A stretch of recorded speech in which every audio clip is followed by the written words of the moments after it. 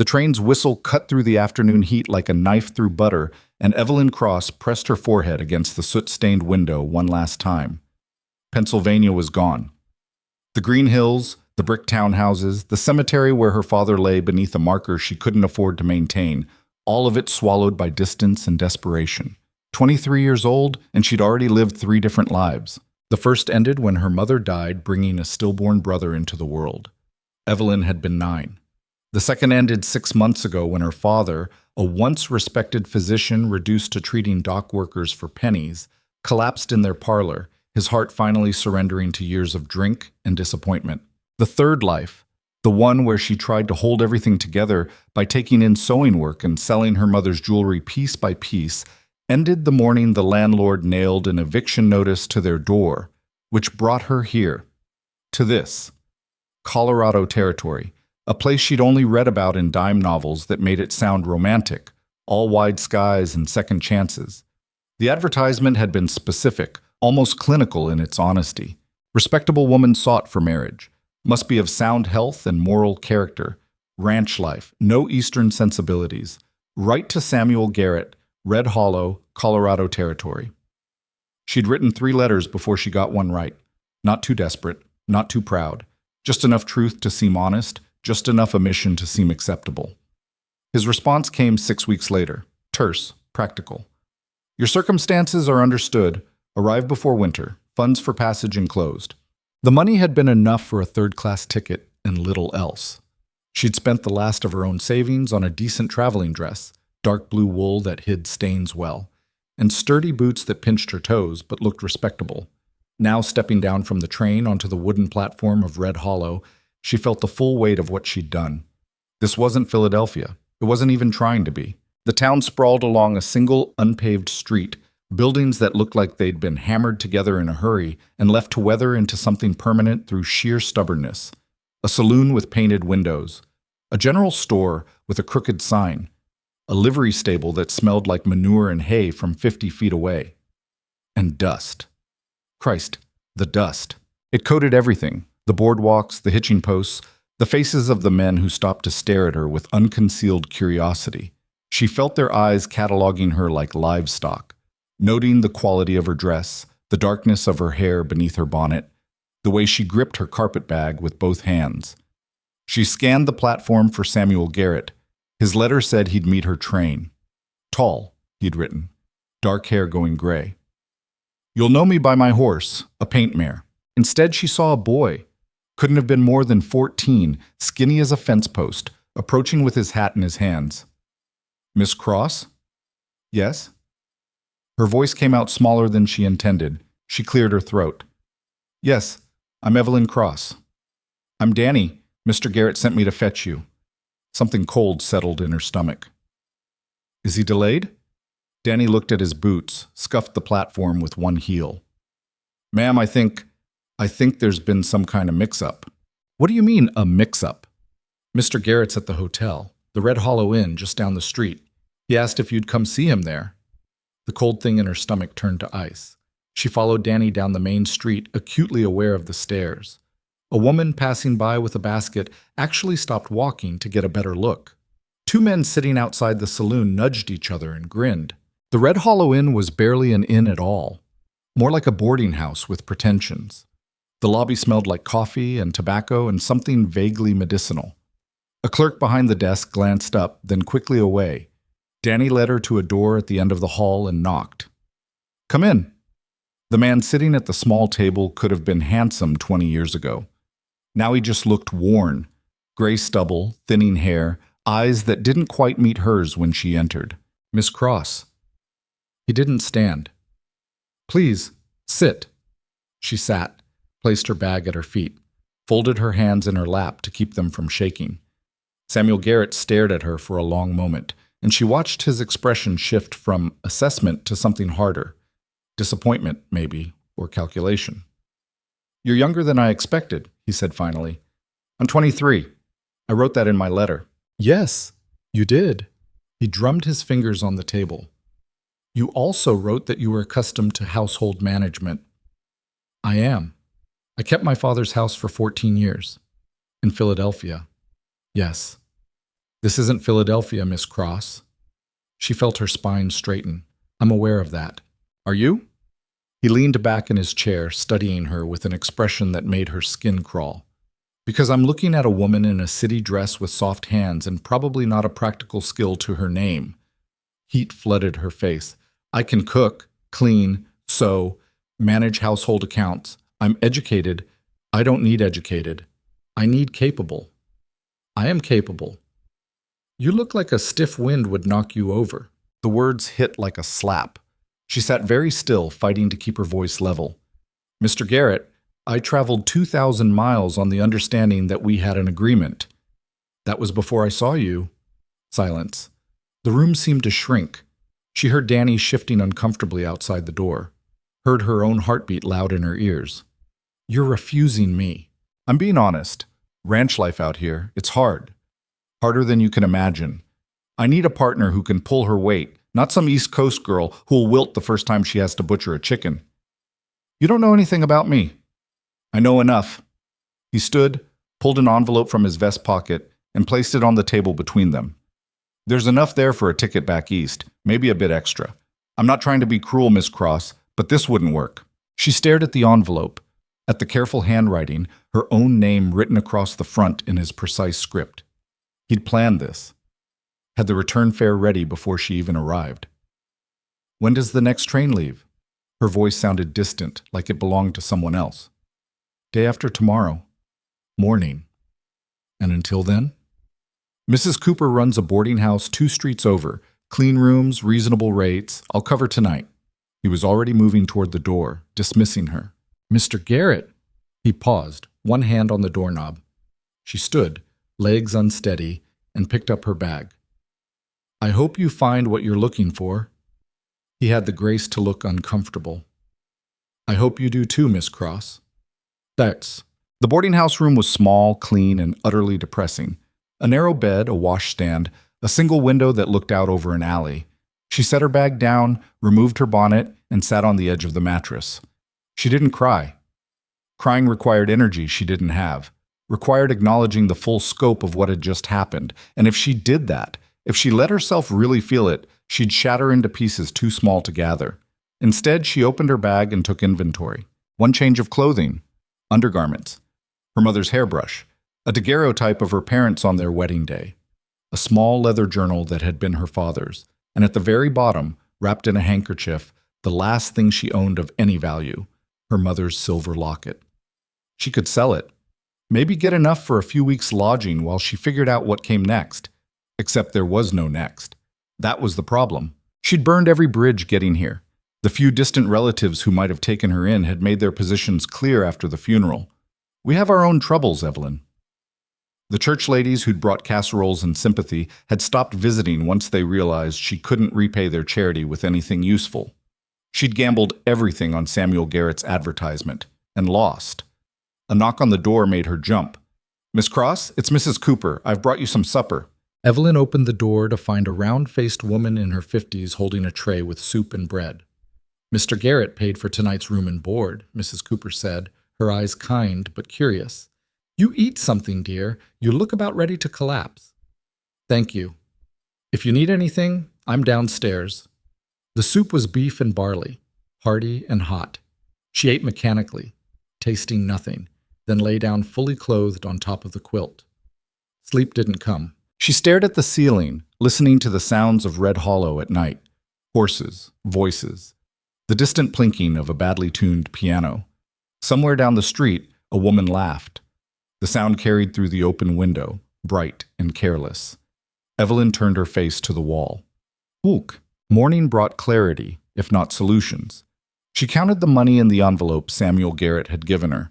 $35. Enough for a ticket back east and maybe a week's lodging once she arrived. After that didn't bear thinking about. She washed her face, pinned her hair into a neat bun, and went downstairs.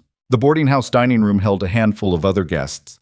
A traveling salesman with a sample case, an older couple who looked like ranchers, and a woman about Evelyn's age wearing a dress far too fine for breakfast. Mrs. Cooper appeared with coffee and biscuits. Sleep well, dear?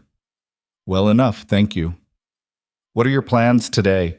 Evelyn added sugar to her coffee, watching it dissolve. I'm not sure yet. You're heading back east, I suppose. Shame. We could use more respectable women in this town.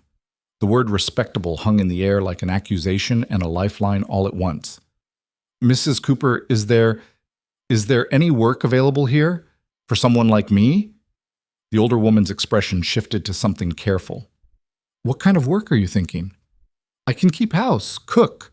I have some education. I could teach, maybe, if there's a school. There's no school yet. Town's working on it, but that's still a year or two off. Mrs. Cooper refilled her coffee cup, thoughtful. Housekeeping. Well, most folks out here manage their own households. The bigger ranches sometimes hire help, but they'd rather have someone they know. It's not personal, dear. It's just how things work out here. Evelyn nodded, drank her coffee, felt the weight of impossibility settling over her shoulders like a familiar coat. The front door opened, bringing a gust of hot wind and dust. And a man. Evelyn looked up automatically, the way everyone did when someone new entered a room. What she saw made her forget, just for a moment, the careful composure she'd been maintaining. He was tall, well over 6 feet, with the kind of build that came from actual work, not gymnasium calisthenics. Dark hair shot through with gray at the temples, lines around his eyes that suggested he squinted into the sun more often than he smiled. But it was his presence that struck her.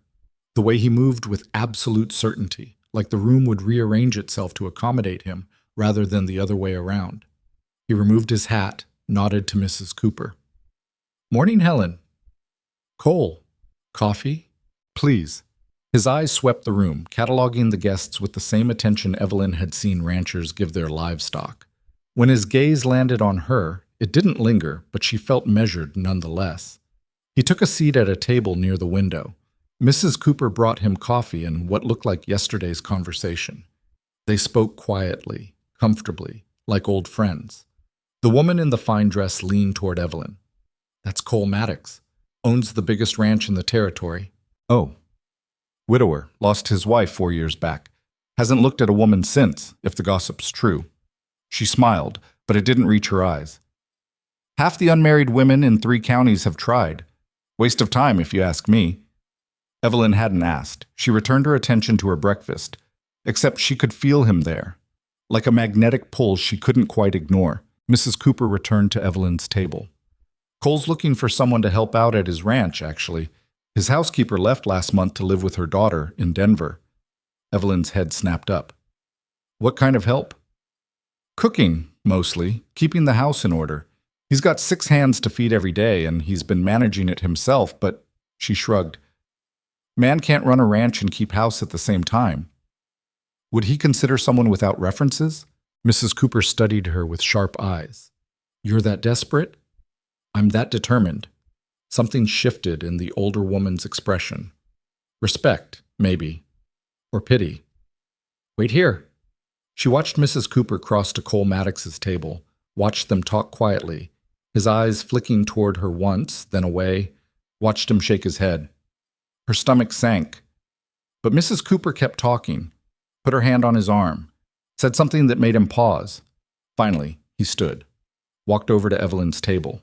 Up close, he was even more imposing. 6'3", easily.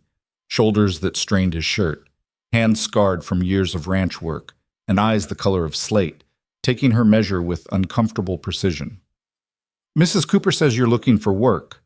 Evelyn stood, refusing to be at a disadvantage. Yes. What's your experience? I managed my father's household for 14 years. I can cook for large groups. I keep detailed accounts. I'm organized, reliable, and I learn quickly. Your father's household in Philadelphia. News traveled fast in small towns. Yes. This isn't Philadelphia. So I've been told. She met his gaze squarely. But hunger is hunger, Mr. Maddox, and bread bakes the same whether you're feeding dock workers or ranch hands. His eyebrows rose fractionally. You've fed dock workers? My father was a physician. Toward the end, he treated whoever could pay. Sometimes that meant dock workers. Sometimes that meant feeding them, too. He was silent for a long moment. She could practically see him recalculating. The work is hard. 6 men to cook for 3 times a day. Washing, mending, keeping the house from falling apart. No days off except Sunday afternoon. I understand. Pay is $15 a month, room and board included. $15. She'd have laughed if it wasn't the only lifeline being offered. That's acceptable. You'd have your own room, small but private. I expect honesty, punctuality, no drama. You'll get all three. He studied her for another moment, and she had the distinct impression he could see straight through her careful composure to the desperation underneath. You can start today. Gather your things. I'll have my foreman bring the wagon around in an hour. Thank you, Mr. Maddox. He put his hat back on. Don't thank me yet. You haven't seen what you're signing up for. Boss, The Maddox Ranch sat 12 miles outside Red Hollow, accessible by a dirt road that would charitably be called rough. Evelyn sat in the back of the wagon, her bag clutched to her chest, watching the landscape transform. The town fell away quickly, replaced by scrubland and distant mountains that looked blue in the afternoon heat. The sky was bigger here than anything she'd known in Pennsylvania, vast and relentless, without mercy or memory. The foreman driving the wagon was a man named Jack Reeves, weathered 50s with tobacco-stained teeth and a habit of spitting over the side every few minutes. He hadn't said 10 words to her since they left town. How long have you worked for Mr. Maddox? She asked finally, needing to fill the silence. Jack cut her a sideways glance. 12 years. He seems like a fair man. He is, long as you pull your weight.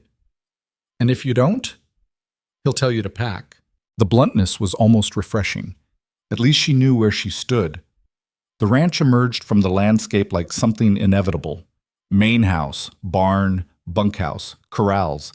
Everything built from rough-cut timber and held together with more determination than elegance. Cole Maddox stood outside the barn, talking to 2 men in dusty work clothes. He glanced up as the wagon approached, finished his conversation, and walked over. Reeves, help Miss Cross with her bag. I can manage, Evelyn said, but Jack was already lifting it down. Cole gestured toward the house. Come on, I'll show you where you'll be staying. The house was bigger than it looked from outside. 2 stories, solid construction, but clearly built for function over form. The front door opened into a main room that served as kitchen, dining area, and living space all at once. A large table dominated the center. A wood stove sat against one wall. Shelves lined another, mostly empty. Kitchen's here, Cole said, moving through the space with economical gestures. Pantry's through that door. You'll find what you need, but make me a list if anything's running low. I go to town every other week. He led her through to a narrow hallway. My room's upstairs. You don't need to worry about it. The hands sleep in the bunkhouse except during winter storms. He stopped at a door near the back of the house. This was the housekeeper's room. It's yours now. The room was small, barely larger than the one at Mrs. Cooper's, but clean. A bed with a quilt that had seen better days. A dresser. A washstand. A window that looked out toward the mountains. Breakfast is at 5:30, he said. Lunch at noon. Dinner at 6. Coffee should be ready by 5. Any questions? 1,000. But she asked the practical one. What do the men like to eat? Anything hot and plentiful. They're not particular. He paused in the doorway. The previous housekeeper left some recipes in the kitchen. Might be useful. Thank you. He nodded and left. Evelyn set her bag on the bed and looked around her new home. The walls were bare wood. The floor was pine planks that creaked when she walked. The quilt smelled like lavender and dust. It was nothing like Philadelphia. It was exactly what she needed. She unpacked quickly, there wasn't much to unpack, and went to inspect the kitchen. The pantry was better stocked than she'd expected. Flour, cornmeal, dried beans, salt pork, coffee, sugar. She found the recipe book Cole had mentioned, its pages stained and dog-eared. Biscuits, read one entry in a neat hand. Beef stew, apple pie, sourdough bread. She could do this. She'd been cooking since she was old enough to reach the stove. But feeding 6 ranch hands was different from making dinner for her father. This was volume cooking. This was making sure grown men had enough fuel to work 14-hour days. She took a breath, rolled up her sleeves, started with inventory. By the time the men came in for dinner, she had beef stew simmering on the stove and fresh biscuits cooling on the counter. It wasn't fancy, but it was hot, and it smelled good. They filed in looking exhausted, boots caked with manure, shirts stained with sweat. faces burned dark by the sun. They washed up at the pump outside, then took their places at the table. Cole entered last. "Miss Cross, meet the crew. Reeves, you know. That's Tom Fletcher, Danny Morgan, Pete Caswell, and the two at the end are the Brennan brothers, Henry and George." She nodded to each of them. "Dinner's ready." They ate like starving men. The stew disappeared. The biscuits vanished. She brought out more, and that disappeared too. Not a single word of conversation, just the sounds of eating, spoons on bowls, biscuits torn apart, coffee slurped. Finally, Tom Fletcher looked up. "This is good, ma'am." "Thank you." "Better than Cole's cooking, that's for sure," Danny added, grinning. Cole shot him a look. "You didn't complain when it was all you had." "Didn't say I complained, just said this is better." A ripple of quiet laughter ran around the table. Evelyn began clearing plates. The men stood, thanked her with varying degrees of awkwardness, and filed back outside. Cole stayed behind. "You did well," he said quietly. "It was just stew. Out here, just stew is everything." He carried his plate to the wash basin. "Get some rest. Tomorrow starts early." She washed dishes until her hands were raw, then retreated to her small room. Lay down fully clothed again. Stared at the ceiling. Listened to the sounds of the ranch at night. Horses moving in the corrals. Men's voices carrying from the bunkhouse. The wind moving through the eaves. This was her life now. For better or worse. Each. The first week nearly killed her. Not dramatically, not all at once. Just slowly, steadily. Like water wearing down stone. She woke at 4:30 every morning to get the stove going. Made coffee strong enough to strip paint. Cooked breakfast for 7 men. Eggs, bacon, biscuits, gravy. Cleaned up. Started lunch preparation. Cleaned the house. Started dinner. Cleaned up again. Her hands blistered from the washboard. Her back ached from hauling water. She burned herself on the stove twice and sliced her finger cutting vegetables. The men were polite but distant. They treated her like a piece of furniture, necessary, but not particularly interesting. Except for Danny, the youngest hand, who sometimes lingered after meals to talk about his family back in Missouri, and Tom Fletcher, who carved her a proper spoon rest because he noticed she kept burning her fingers. Cole was complicated. He worked harder than anyone. Rose before dawn, worked until after dark. But he noticed things. When she struggled to lift a heavy pot, he quietly moved it to a lower shelf. When she ran out of lamp oil, a new can appeared on the counter. He didn't make a show of it, didn't ask for thanks, just solved problems before she had to ask. On Saturday evening, after dinner was cleaned up, he found her sitting on the porch steps, too tired to move. "You're working too hard," he said. She laughed, but it came out bitter. "This is what you hired me for.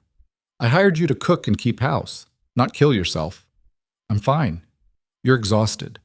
He sat down beside her, not too close, but close enough that she could smell saddle leather and pine. "The previous housekeeper had been doing this for 20 years. You've had 7 days. Give yourself time." "I don't have time. If I can't do this..." "You're doing it. The men are fed. The house is clean. Everything's running." He was quiet for a moment. "You don't have to prove anything." "Yes, I do." The words came out before she could stop them. "Every single day, I have to prove I deserve to be here." He turned to look at her, and there was something in his expression she couldn't name. "Who are you trying to prove it to?" She didn't answer. Didn't know how to explain that she was proving it to herself. That every morning she woke up and chose to keep going was an act of defiance against the voice in her head that whispered she should have stayed in Philadelphia and accepted whatever fate waited there. "Get some sleep," Cole said finally, standing. "Tomorrow's Sunday. You can rest." But Sunday brought its own challenges. She woke late, almost 6, and panicked until she remembered the men cooked their own breakfast on Sundays. She dressed and found the house empty, the stove cold. For the first time in over a week, she had time. She spent the morning cleaning properly, washing windows, scrubbing floors, organizing the pantry. Work felt different when she chose it instead of racing against a clock. In the afternoon, she walked out to where the men were working on fence repairs. They moved with easy efficiency, talking and joking in the way of people who'd worked together for years. She watched Cole direct the work, not ordering, but coordinating, making sure everyone knew what needed doing, then trusting them to do it. He caught her watching and walked over. "Enjoy your morning?" he asked. I cleaned. That's not what I meant. She smiled despite herself. Yes, I enjoyed it. Good. He glanced back at the work crew. We'll be done here in an hour. If you wanted to explore a bit, there's a creek about half a mile south, worth seeing. I shouldn't. You should. That's an order. She found the creek exactly where he said. Clear water running over smooth stones, cottonwood trees providing shade. She sat on the bank and took off her boots, dangling her feet in the water. For the first time since arriving in Colorado, she felt something other than desperate. Not happy, exactly, but present, alive. That evening, she made chicken and dumplings for dinner, a recipe her mother used to make. The men ate with their usual efficiency, but Pete Caswell paused mid-bite. This is really good, Miss Cross, like, really good. My mother's recipe. She must have been some cook. She was. After dinner, as she was washing up, Cole appeared beside her with a towel. I'll dry, he said. You don't have to. I know. They worked in comfortable silence. She washed. He dried and put things away, knowing instinctively where everything belonged. How long were you married? The question slipped out before she could stop it. He didn't answer right away, just kept drying a plate with careful attention. 8 years. I'm sorry for your loss. Thank you. He set the plate on the shelf. She would have liked you. You don't know anything about me. I know you work yourself half to death because you think you have to earn your place. She was the same way. He met her eyes. You don't, by the way. You earned your place the day you showed up. Something tight in her chest loosened, just slightly. Nuts. The second week was better. Her body adjusted to the work. Her hands toughened. She learned the rhythm of the ranch, when to have coffee ready, when the men would be too tired to talk, when Cole needed space and when he needed company. She also learned the darker rhythms. Thursday night, the men came in from the north pasture looking grim. Found 2 steers missing, Reeves reported to Cole. Fresh tracks heading toward the canyon. Cole's expression went flat. Rustlers? Looks like. Post double watch tonight and check the south pasture tomorrow. Evelyn felt the tension shift in the room. This wasn't just lost cattle. This was threat. After the men left, she approached Cole. Is this normal? Normal enough? We're remote out here. Makes us a target.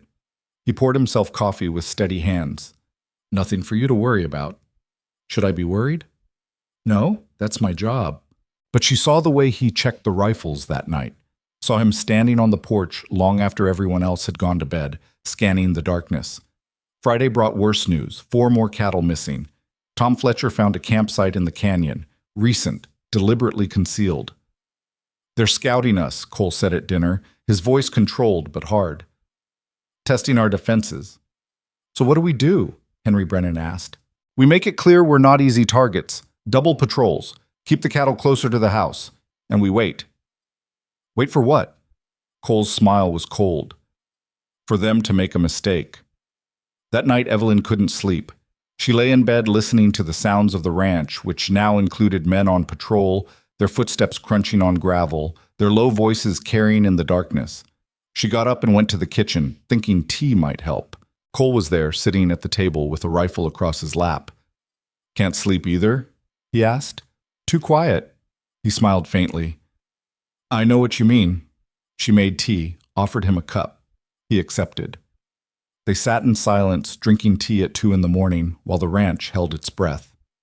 Does this happen often? She asked finally. Often enough. This territory, it's still being decided. Who owns what? Who protects what? The law's in town, but out here, he shrugged. We make our own rules. That must be exhausting. It is, but it's also freedom. He looked at her. No one tells me what I can or can't do with my land. No one dictates my choices.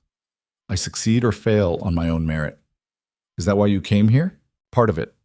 The other part was my wife. She wanted space, room to breathe. Said back east felt like being slowly suffocated by other people's expectations. I understand that. I thought you might. He finished his tea. You should get some sleep.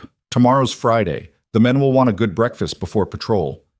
She nodded, but paused at the doorway. Cole? Yes? Thank you for giving me this chance. Thank me by staying alive if things get complicated. She returned to bed, but sleep still wouldn't come. So she lay there, thinking about choices and chances and the strange path that had brought her to a ranch in Colorado Territory, drinking tea with a man she barely knew while rustlers circled in the darkness. This wasn't the life she'd imagined, but maybe, just maybe, it was the life she needed. But Saturday exploded into chaos. The attack came at dawn. 6 men on horseback, heavily armed, riding hard toward the south pasture where the cattle were gathered. Evelyn heard the gunshots before she was fully awake, heard shouting, heard Cole's voice cutting through the confusion with orders. She threw on her dress and ran to the window. The scene outside looked like something from a nightmare. Men on horses firing rifles, Cole and his crew returning fire from defensive positions, cattle stampeding in panic, and smoke. Someone had set fire to the hay barn. She watched Cole run toward the flames, watched 2 of his men follow. They were trying to save the structure, but the fire had already taken hold. More gunshots. Closer now. A bullet shattered the kitchen window. Evelyn dropped to the floor, heart hammering, crawled toward the hallway, toward her room where she'd be safer. Except safer was an illusion. This was happening. The violence she'd only read about in newspapers was real, immediate, deadly. She made it to her room and pressed herself against the wall, listening to the chaos outside. Heard someone yelling about the livestock, heard another window break. Then, footsteps in the house. Heavy, unfamiliar. She looked around frantically for something, anything to defend herself with. Found nothing. The footsteps grew closer. Her door opened. A man stood there, dirty, armed, with eyes that assessed her the way a predator assessed prey. "Well now," he said. "Looks like Maddox got himself a woman after all." Evelyn's mind went blank with terror. But her body, trained by 14 years of caring for her father, of navigating Philadelphia's rougher neighborhoods, of surviving, moved automatically. She grabbed the wash basin and threw it. It caught him square in the face. He staggered back, cursing. She ran. Didn't think. Just ran. Out of her room, down the hallway, toward the kitchen, and nearly collided with Cole. He steadied her with one hand, rifle in the other. "You hurt?" "No, there's a man." "I know, stay behind me." The man appeared in the hallway, blood streaming from his nose, gun raised. Cole shot him. The sound was deafening in the enclosed space. The man went down hard. Cole didn't even pause. Handed her the rifle. "You know how to use this?" "Yes." Her father had taught her, made her practice until she could hit a target at 30 yards. "Anyone comes through that door who isn't one of us, shoot them. Understand?" "Yes." He was already moving, checking the man he'd shot, then heading back outside. Evelyn stood alone in the kitchen, holding a rifle, listening to the battle continue outside. Her hands shook. Her whole body shook. But she didn't put the rifle down. The fight lasted another 20 minutes, though it felt like hours. Eventually, the gunfire stopped. The shouting faded. She heard Cole's voice giving orders, calm, controlled, entirely at odds with the violence that had just occurred. Finally, he came back inside. "It's over. They're gone." She lowered the rifle carefully. "The barn?" "Gone. We saved most of the cattle." He looked at the man on the floor. "This one's alive. Barely. Reeves is tying up another. The rest rode off." "Will they come back?" "Not any time soon. We made our point." He took the rifle from her gently. "You did good." I threw a wash basin at him. A ghost of a smile touched his face. "Whatever works." The rest of the day was spent dealing with aftermath. The body, because the man had died despite their efforts, was taken to town. The injured rustler was handed over to the sheriff. The burned remains of the hay barn were assessed and salvaged where possible. Cole worked through it all with grim efficiency. But she saw the exhaustion in his eyes, the weight of responsibility. That night, after the men had eaten and dispersed, she found him sitting on the porch steps. "You should eat something," she said. "Not hungry." That wasn't a question. She brought him stew and bread, sat beside him while he ate mechanically. "I'm sorry you had to see that," he said finally. "I'm not." He looked at her, surprised. "If I'm going to be here," she said carefully, "I need to understand what here means. This isn't Philadelphia. This isn't safe or civilized or anything I knew before, but it's real." She met his eyes. And I'd rather see the truth than live in comfortable ignorance. He studied her for a long moment. You're stronger than you think. I'm becoming stronger. There's a difference. Is there? She considered that. Maybe not. They sat in silence as the sun set, painting the mountains gold and purple. The burned barn stood like a black scar against the landscape, a reminder of how quickly everything could change. Cole? Yeah? Thank you for earlier, for shooting a man in my own house?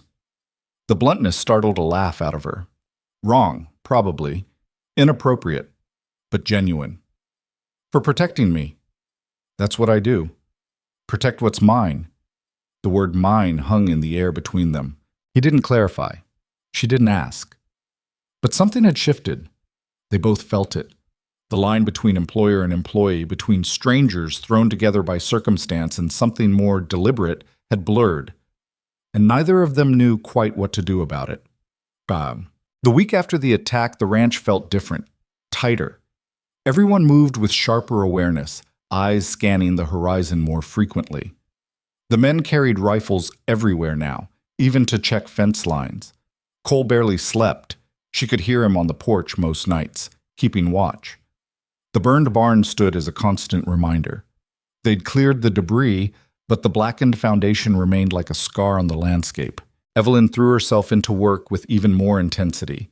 If she stayed busy enough, she didn't have time to think about the man who'd come into her room, didn't have time to remember the weight of that rifle in her hands, or the sound of the gunshot that had saved her life. But nights were harder. She'd wake from dreams she couldn't quite remember, heart pounding, certain she'd heard footsteps in the hall. Would lie there in the darkness, listening to the house settle and creak, waiting for dawn. On Wednesday, Cole found her nodding off over breakfast preparation. How much sleep are you getting? He asked. Enough. That's not what I asked. She cracked eggs into a bowl with more force than necessary. I'm fine. You're exhausted. Anyone can see it. I said I'm fine. He was quiet for a moment, then, the nightmares will fade. Takes time, but they fade. She stopped whisking. How do you know I'm having nightmares?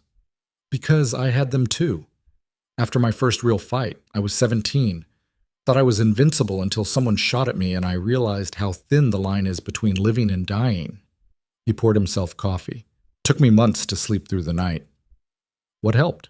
Knowing I wasn't alone, that other people were keeping watch, that I could let my guard down sometimes because someone else had it covered.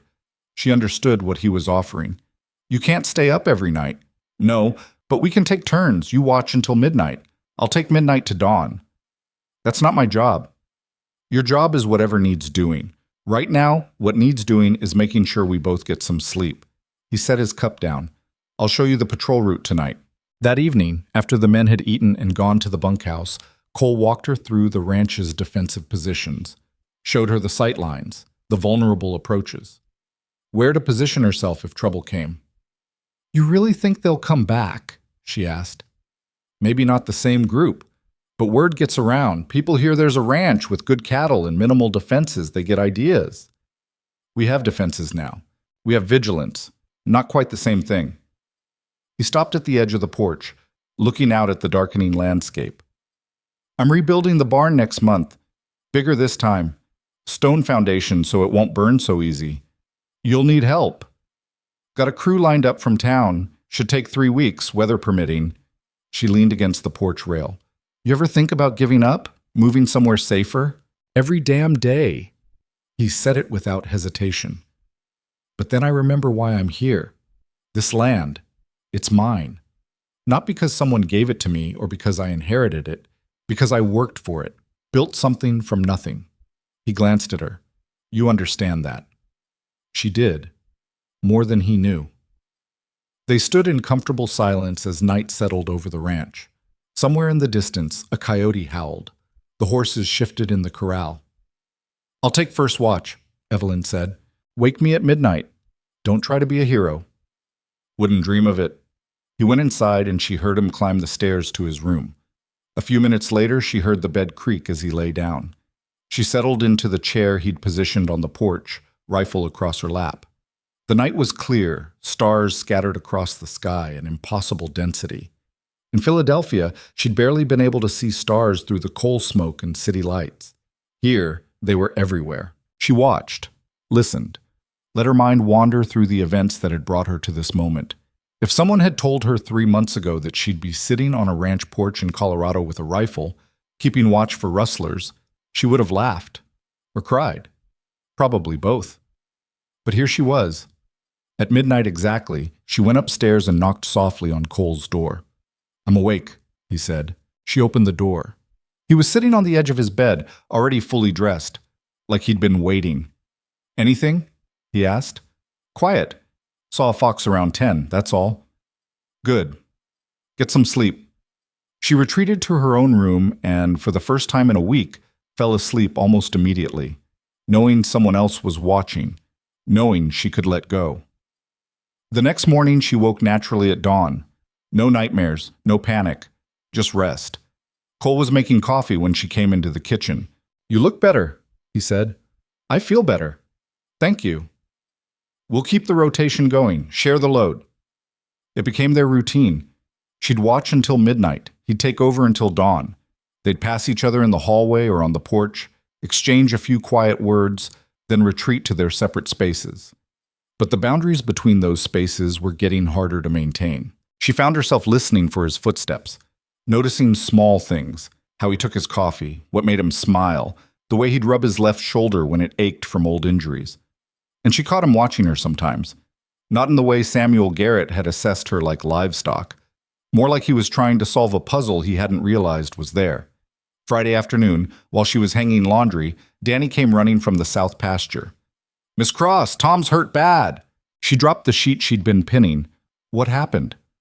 "Horse threw him, landed wrong. His legs broke and he's bleeding."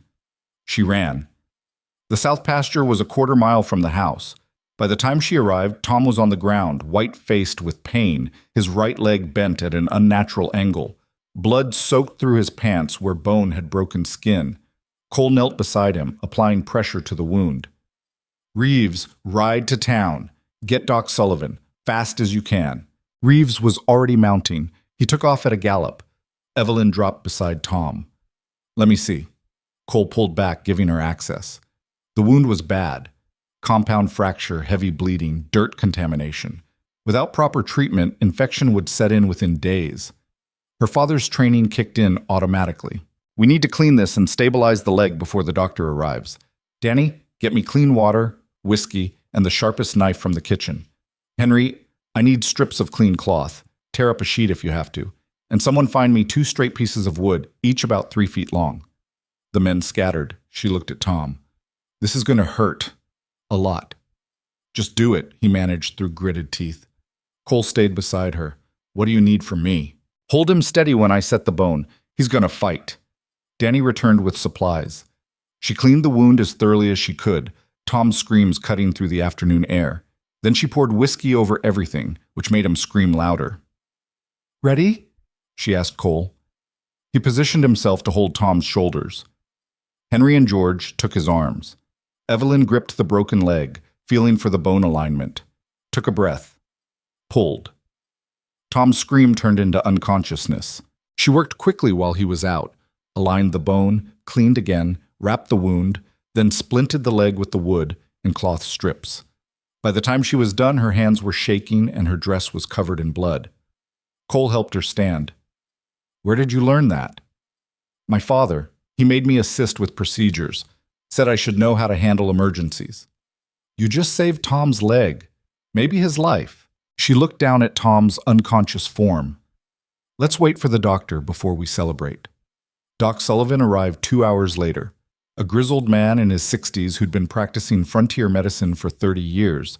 He examined Tom's leg with careful attention. "Who did this?" he asked. "I did," Evelyn said. He looked at her with new respect. "You did it right. Textbook almost. Where'd you train?" "Philadelphia, assisting my father." "Well, you probably saved this boy's leg. Infection's still a risk, but you gave him a fighting chance." He cleaned and redressed the wound, gave instructions for care, and left laudanum for pain. After he'd gone, the men looked at Evelyn differently, like they were seeing her for the first time. You never mentioned you had medical training, Pete said. You never asked. That night, after Tom had been settled in the bunkhouse with strict instructions to stay off his feet, Cole found Evelyn washing blood out of her dress at the pump. You're full of surprises, he said. I'm full of things I had to learn to survive. Your father taught you well. When he was sober. The words came out bitter. She hadn't meant to say them. Cole waited. She kept scrubbing. He was brilliant once, taught at a medical college, had a private practice. Then my mother died and he unraveled, started drinking, lost his position, lost his practice. By the time I was 15, we were living in a tenement and he was treating people who paid in food or favors. But he still taught you. Teaching was the only thing he had left that made him feel useful.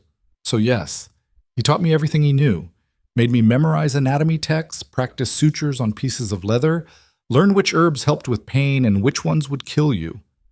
Sounds like a hard childhood. It was a practical one. She wrung out the dress, water running pink into the dirt. I learned early that you can't rely on anyone else to save you. You have to know how to save yourself. Is that why you came here, to save yourself? She looked at him directly. I came here because I had nowhere else to go. I'm staying because I'm starting to think I might actually want to. Something shifted in his expression. What changed? I'm not sure yet. She hung the dress over the fence to dry. But I'll let you know when I figure it out. Over the next 2 weeks, Tom's leg healed slowly. Evelyn changed his dressings daily, watched for signs of infection, adjusted his pain medication. The men took turns keeping him company in the bunkhouse, reading to him from old newspapers and playing cards to pass the time. And Evelyn's role on the ranch shifted from housekeeper to something more integral. When George complained of persistent stomach pain, she diagnosed and treated a parasitic infection. When Henry cut his hand badly on barbed wire, she stitched it closed with neat, even sutures that would barely scar. When Pete developed a fever, she made poultices and kept watch through the night until it broke. Cole watched all of this with an expression she couldn't quite read. One evening, as she was preparing dinner, he came into the kitchen carrying something wrapped in cloth. Found these in the attic, he said, setting the bundle on the table. Thought you might want them. She unwrapped it carefully. Medical texts, old but comprehensive, anatomy, pharmacology, surgical procedures. These were my wife's, Cole said quietly. She was training to be a nurse before we married, kept these books like treasures. Evelyn ran her hand over the worn covers. You're sure you want me to have them? She'd want them used, not gathering dust in an attic. That night, instead of sleeping, she read by lamplight, absorbed information she'd been hungry for. Her father's teaching had been thorough but sporadic, interrupted by his drinking and depression. These books filled in gaps she hadn't known existed. The ranch settled into a new rhythm. Work continued. Cattle moved to fresh pasture, fences repaired, equipment maintained. But there was an ease now that hadn't been there before. The men joked more, relaxed more. Even Cole seemed less perpetually tense. Until the letter arrived. It came on a Tuesday with the supply wagon from town. Reeves brought it to Cole during lunch. Evelyn watched his expression close down as he read, watched his jaw tighten. Problem? Reeves asked. Territory Land Office. They're disputing my claim on the north section, say there's a prior filing from before I bought the property. That's horseshit. You've had clear title for 6 years. Doesn't matter if someone produces an older claim. Cole folded the letter carefully. I need to go to Denver. Deal with this in person. How long? Week, maybe 2. Depends on how backed up the land office is. Evelyn felt something cold settle in her stomach. When do you leave? Tomorrow morning, first light. Reeves, you're in charge while I'm gone. Keep the patrols going. Don't take any chances. That night, Cole packed his saddlebags while Evelyn tried not to think about what could happen in 2 weeks. Tried not to think about rustlers or land disputes or the 100 other dangers that felt more real without him there. She found him on the porch after midnight, his watch shift. Can't sleep? He asked. No. You? Thinking too much. She sat beside him. About the land claim. About whether I'll still have a ranch when I get back. He said it lightly, but she heard the worry underneath. Reeves knows what he's doing. We'll manage. I know you will. That's not what concerns me. Then what? He was quiet for a long moment. You, Here, without anyone who knows your value if something goes wrong. I can take care of myself. I know, you've proven that, but he stopped, started again. When I hired you, it was temporary, a solution to a problem. I didn't expect what? He looked at her directly. To start depending on you, to look forward to these midnight conversations, to notice when you're not in the room. He shook his head. I'm saying this badly. Her heart was doing strange things in her chest. You're saying it fine. I'm saying I'm going to worry about you while I'm gone. And I need you to promise me you'll be careful, that you won't take risks. Only if you promise the same. Deal. He left at dawn. She watched from the porch as he rode away, his figure getting smaller against the vast landscape until he disappeared entirely. Then she went inside and got to work. The first few days were fine. Routine continued. Meals happened on schedule. Tom's leg continued healing. The men did their jobs without complaint. But on Thursday, a stranger rode up to the house. He was well dressed by frontier standards, clean shirt, decent hat, boots without holes. Sat his horse with the confidence of someone who expected to be taken seriously. Evelyn met him on the porch, aware that Reeves and the others were watching from various positions around the ranch. Help you? She asked. I'm looking for Cole Maddox. He's not here. The man's eyes swept over her with casual assessment. When will he be back? Hard to say. What's your business? Private business. Between him and me. Then you can wait in town until he returns. The man smiled, but it didn't reach his eyes. You must be the housekeeper everyone's been talking about, the one who patched up that cowhand. Warning bells went off in her head. If that's all, you should be going. I'll be back. Tell Maddox that James Garrett came by. He'll know what it's about. He turned his horse and rode off at a leisurely pace. Reeves appeared beside her. You know him? No, but his last name is Garrett. Like Samuel Garrett, the one who… Yes. Reeves swore under his breath. I don't like this. Neither do I. Double the watch tonight. That night, she couldn't sleep. Kept thinking about James Garrett's smile, about the way he'd looked at the ranch like he was cataloging its worth. Around 1 a.m, she heard horses, multiple horses, moving quietly. She grabbed her rifle and went to the window. In the moonlight, she could see shapes moving near the barn. 4 of them, maybe 5. She fired a warning shot through the open window. All hell broke loose. The shapes scattered. Gunfire erupted. She heard Reeves shouting orders, heard the men pouring out of the bunkhouse. She stayed at the window, rifle ready, scanning for targets. Saw one of the intruders trying to set fire to the new barn lumber Cole had stored behind the house. She aimed, fired. The man went down. More gunfire. Then sudden silence. Reeves appeared in the doorway. Everyone all right? I'm fine. The others? Danny took a graze to his arm. Nothing serious. We got 2 of them. The rest ran off. The one I shot? Dead. You got him clean through the chest. She sat down slowly. She'd killed a man. Ended a life. Should probably feel something about that. But all she felt was grim satisfaction that the barn lumber was safe. Miss Cross? Reeves was watching her with concern. I'm fine. Just give me a minute. He nodded and left. She sat alone in the dark kitchen, rifle across her lap, thinking about how much she'd changed in 3 months. The woman who'd arrived in Red Hollow would have collapsed, would have been useless. This version of herself had just killed a man without hesitation. She wasn't sure if that was progress or something darker. Dawn brought the sheriff from town, summoned by one of the ranch hands who'd ridden through the night. He examined the bodies, took statements, and ruled it self-defense. These men have been causing trouble all over the territory, he said. You did everyone a favor, though I'm surprised it was you who did the shooting, ma'am. Why? He looked uncomfortable. Just, you don't seem the type. What type is that, Sheriff? The killing type. She met his eyes steadily. I'm the surviving type, whatever that requires. After the sheriff left, she found Reeves in the barn. How's Danny's arm? I cleaned and wrapped it. He'll be fine. Reeves was quiet for a moment. You did good last night. Kept your head. I was terrified. Didn't show. That's what matters. He kicked at a loose board. Cole's going to be upset he missed this. Cole's going to be upset we didn't wait for him to get back before having another fight. Reeves laughed. True enough. The next week passed in tense vigilance. No more attacks, but everyone stayed on edge. Tom's leg healed enough for him to hobble around with a crutch. Danny's arm scabbed over nicely. And Evelyn kept working, kept cooking, kept watching, kept waiting for Cole to come back. He returned on a Wednesday afternoon, riding hard, dust trailing behind his horse. She was in the garden when she heard the hoofbeats. Stood up, hand shading her eyes, watching him approach. He swung down from his horse and walked straight to her. Reeves filled me in, he said without preamble. You all right? Fine. You killed a man. Yes. He studied her face. You want to talk about it? Not particularly. Fair enough. He looked toward the house.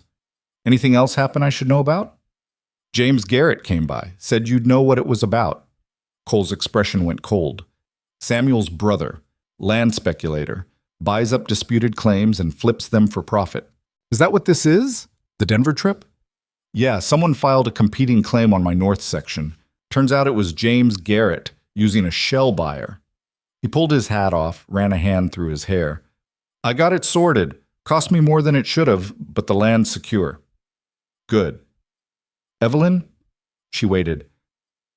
I'm sorry I wasn't here when the attack happened. We managed. I know you did.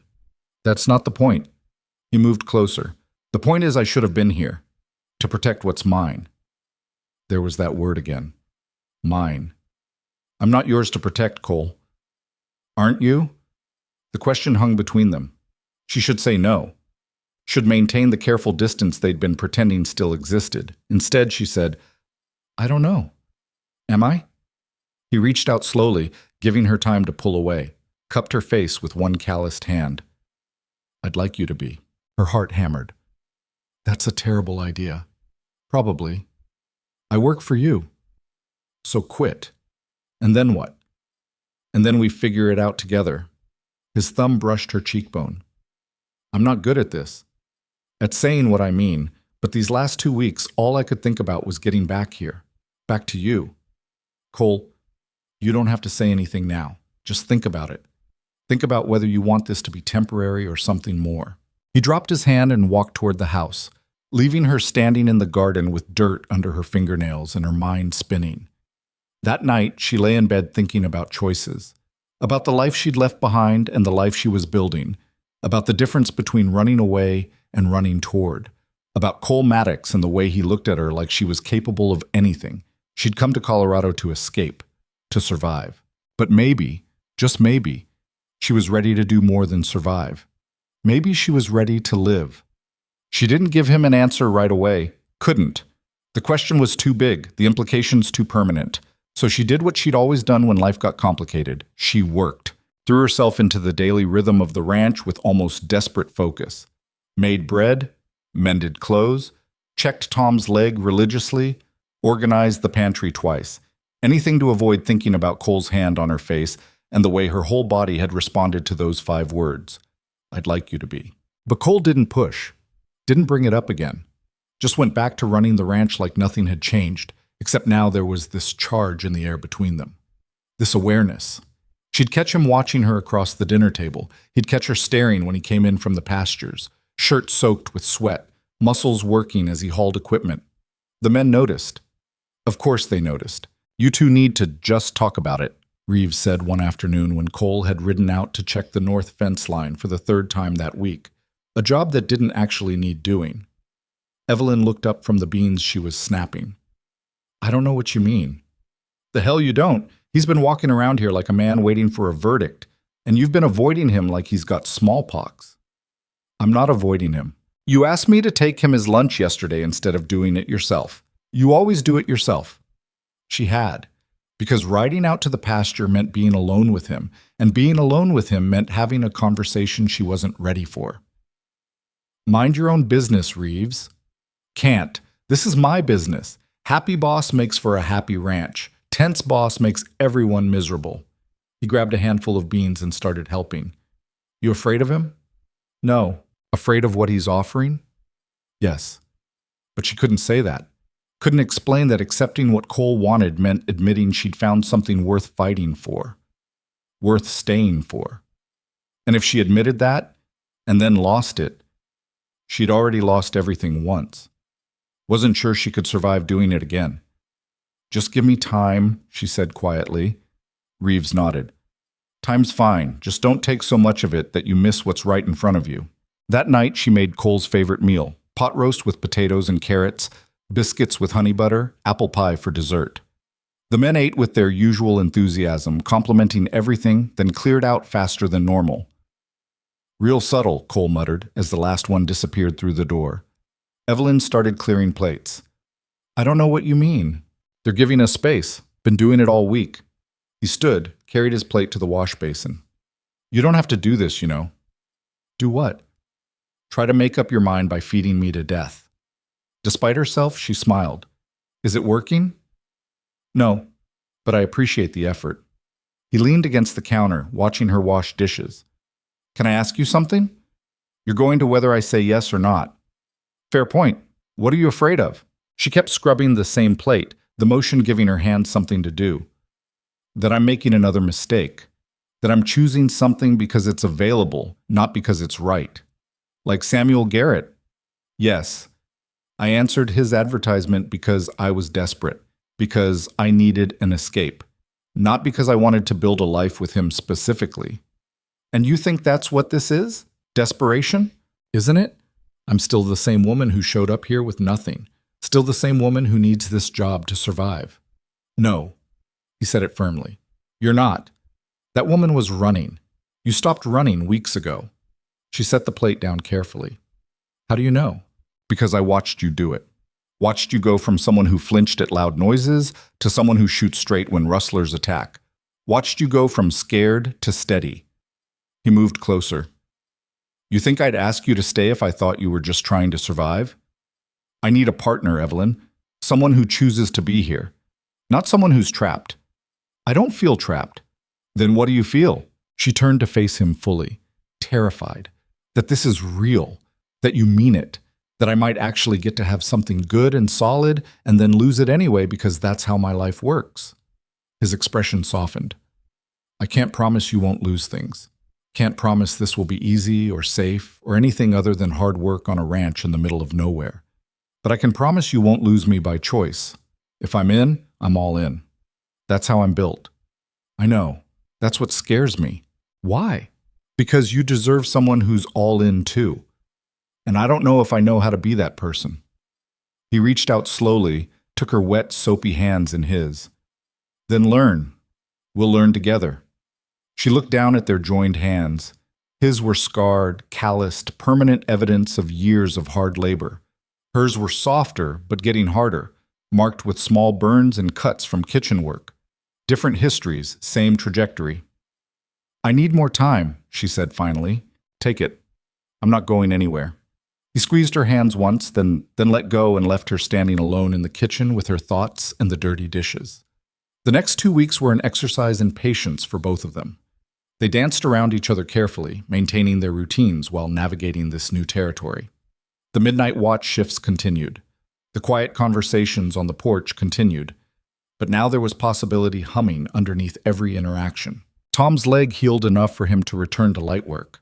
The barn reconstruction started, bringing a crew of 6 men from town who worked fast and loud, their hammering and sawing filling the air from dawn to dusk. Evelyn fed them alongside the regular hands, which meant cooking for 13 people 3 times a day. She thrived on it. The challenge, the logistics, the satisfaction of watching hungry men become fed men. Cole watched her orchestrate it all with something like wonder in his eyes. "You're enjoying this," he said one afternoon, finding her in the pantry taking inventory. "I am. Is that strange?" "No, just different from how you were when you first arrived." She tallied up the flour supply. "When I first arrived, I thought feeding 6 men was overwhelming. Now 13 feels manageable." "You've grown into it."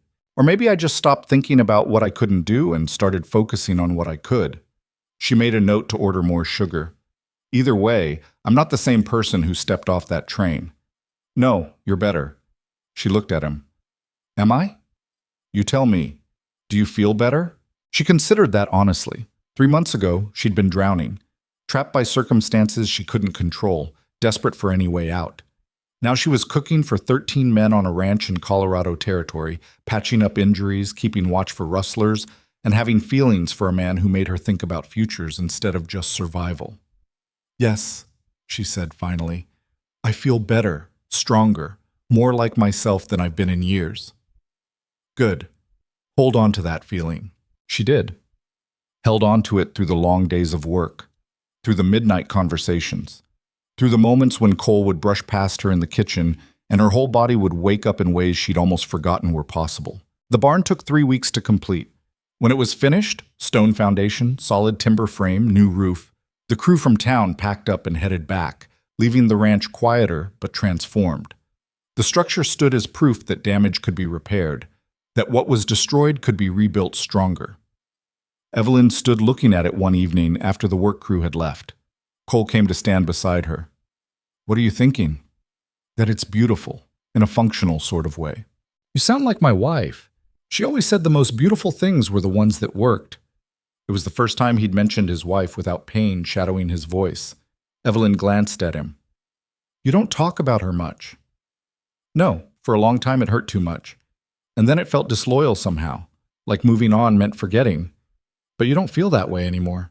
I feel like she'd want me to be happy, want me to build something good with someone who gets it, gets this life." He looked at Evelyn. "She'd like you." "You said that before." "Still true." He was quiet for a moment. "Her name was Sarah. She was tough, smart, funny as hell when she wanted to be. She loved this ranch more than I did, I think. Saw its potential when all I saw was work." "How did she die?" "Fever. Started as a cold, turned into pneumonia. Doctor came from town, but by then it was too late. She held on for 3 days. His voice went flat. "I watched her slip away and couldn't do a damn thing to stop it." Evelyn's throat tightened. "I'm sorry." "Me too.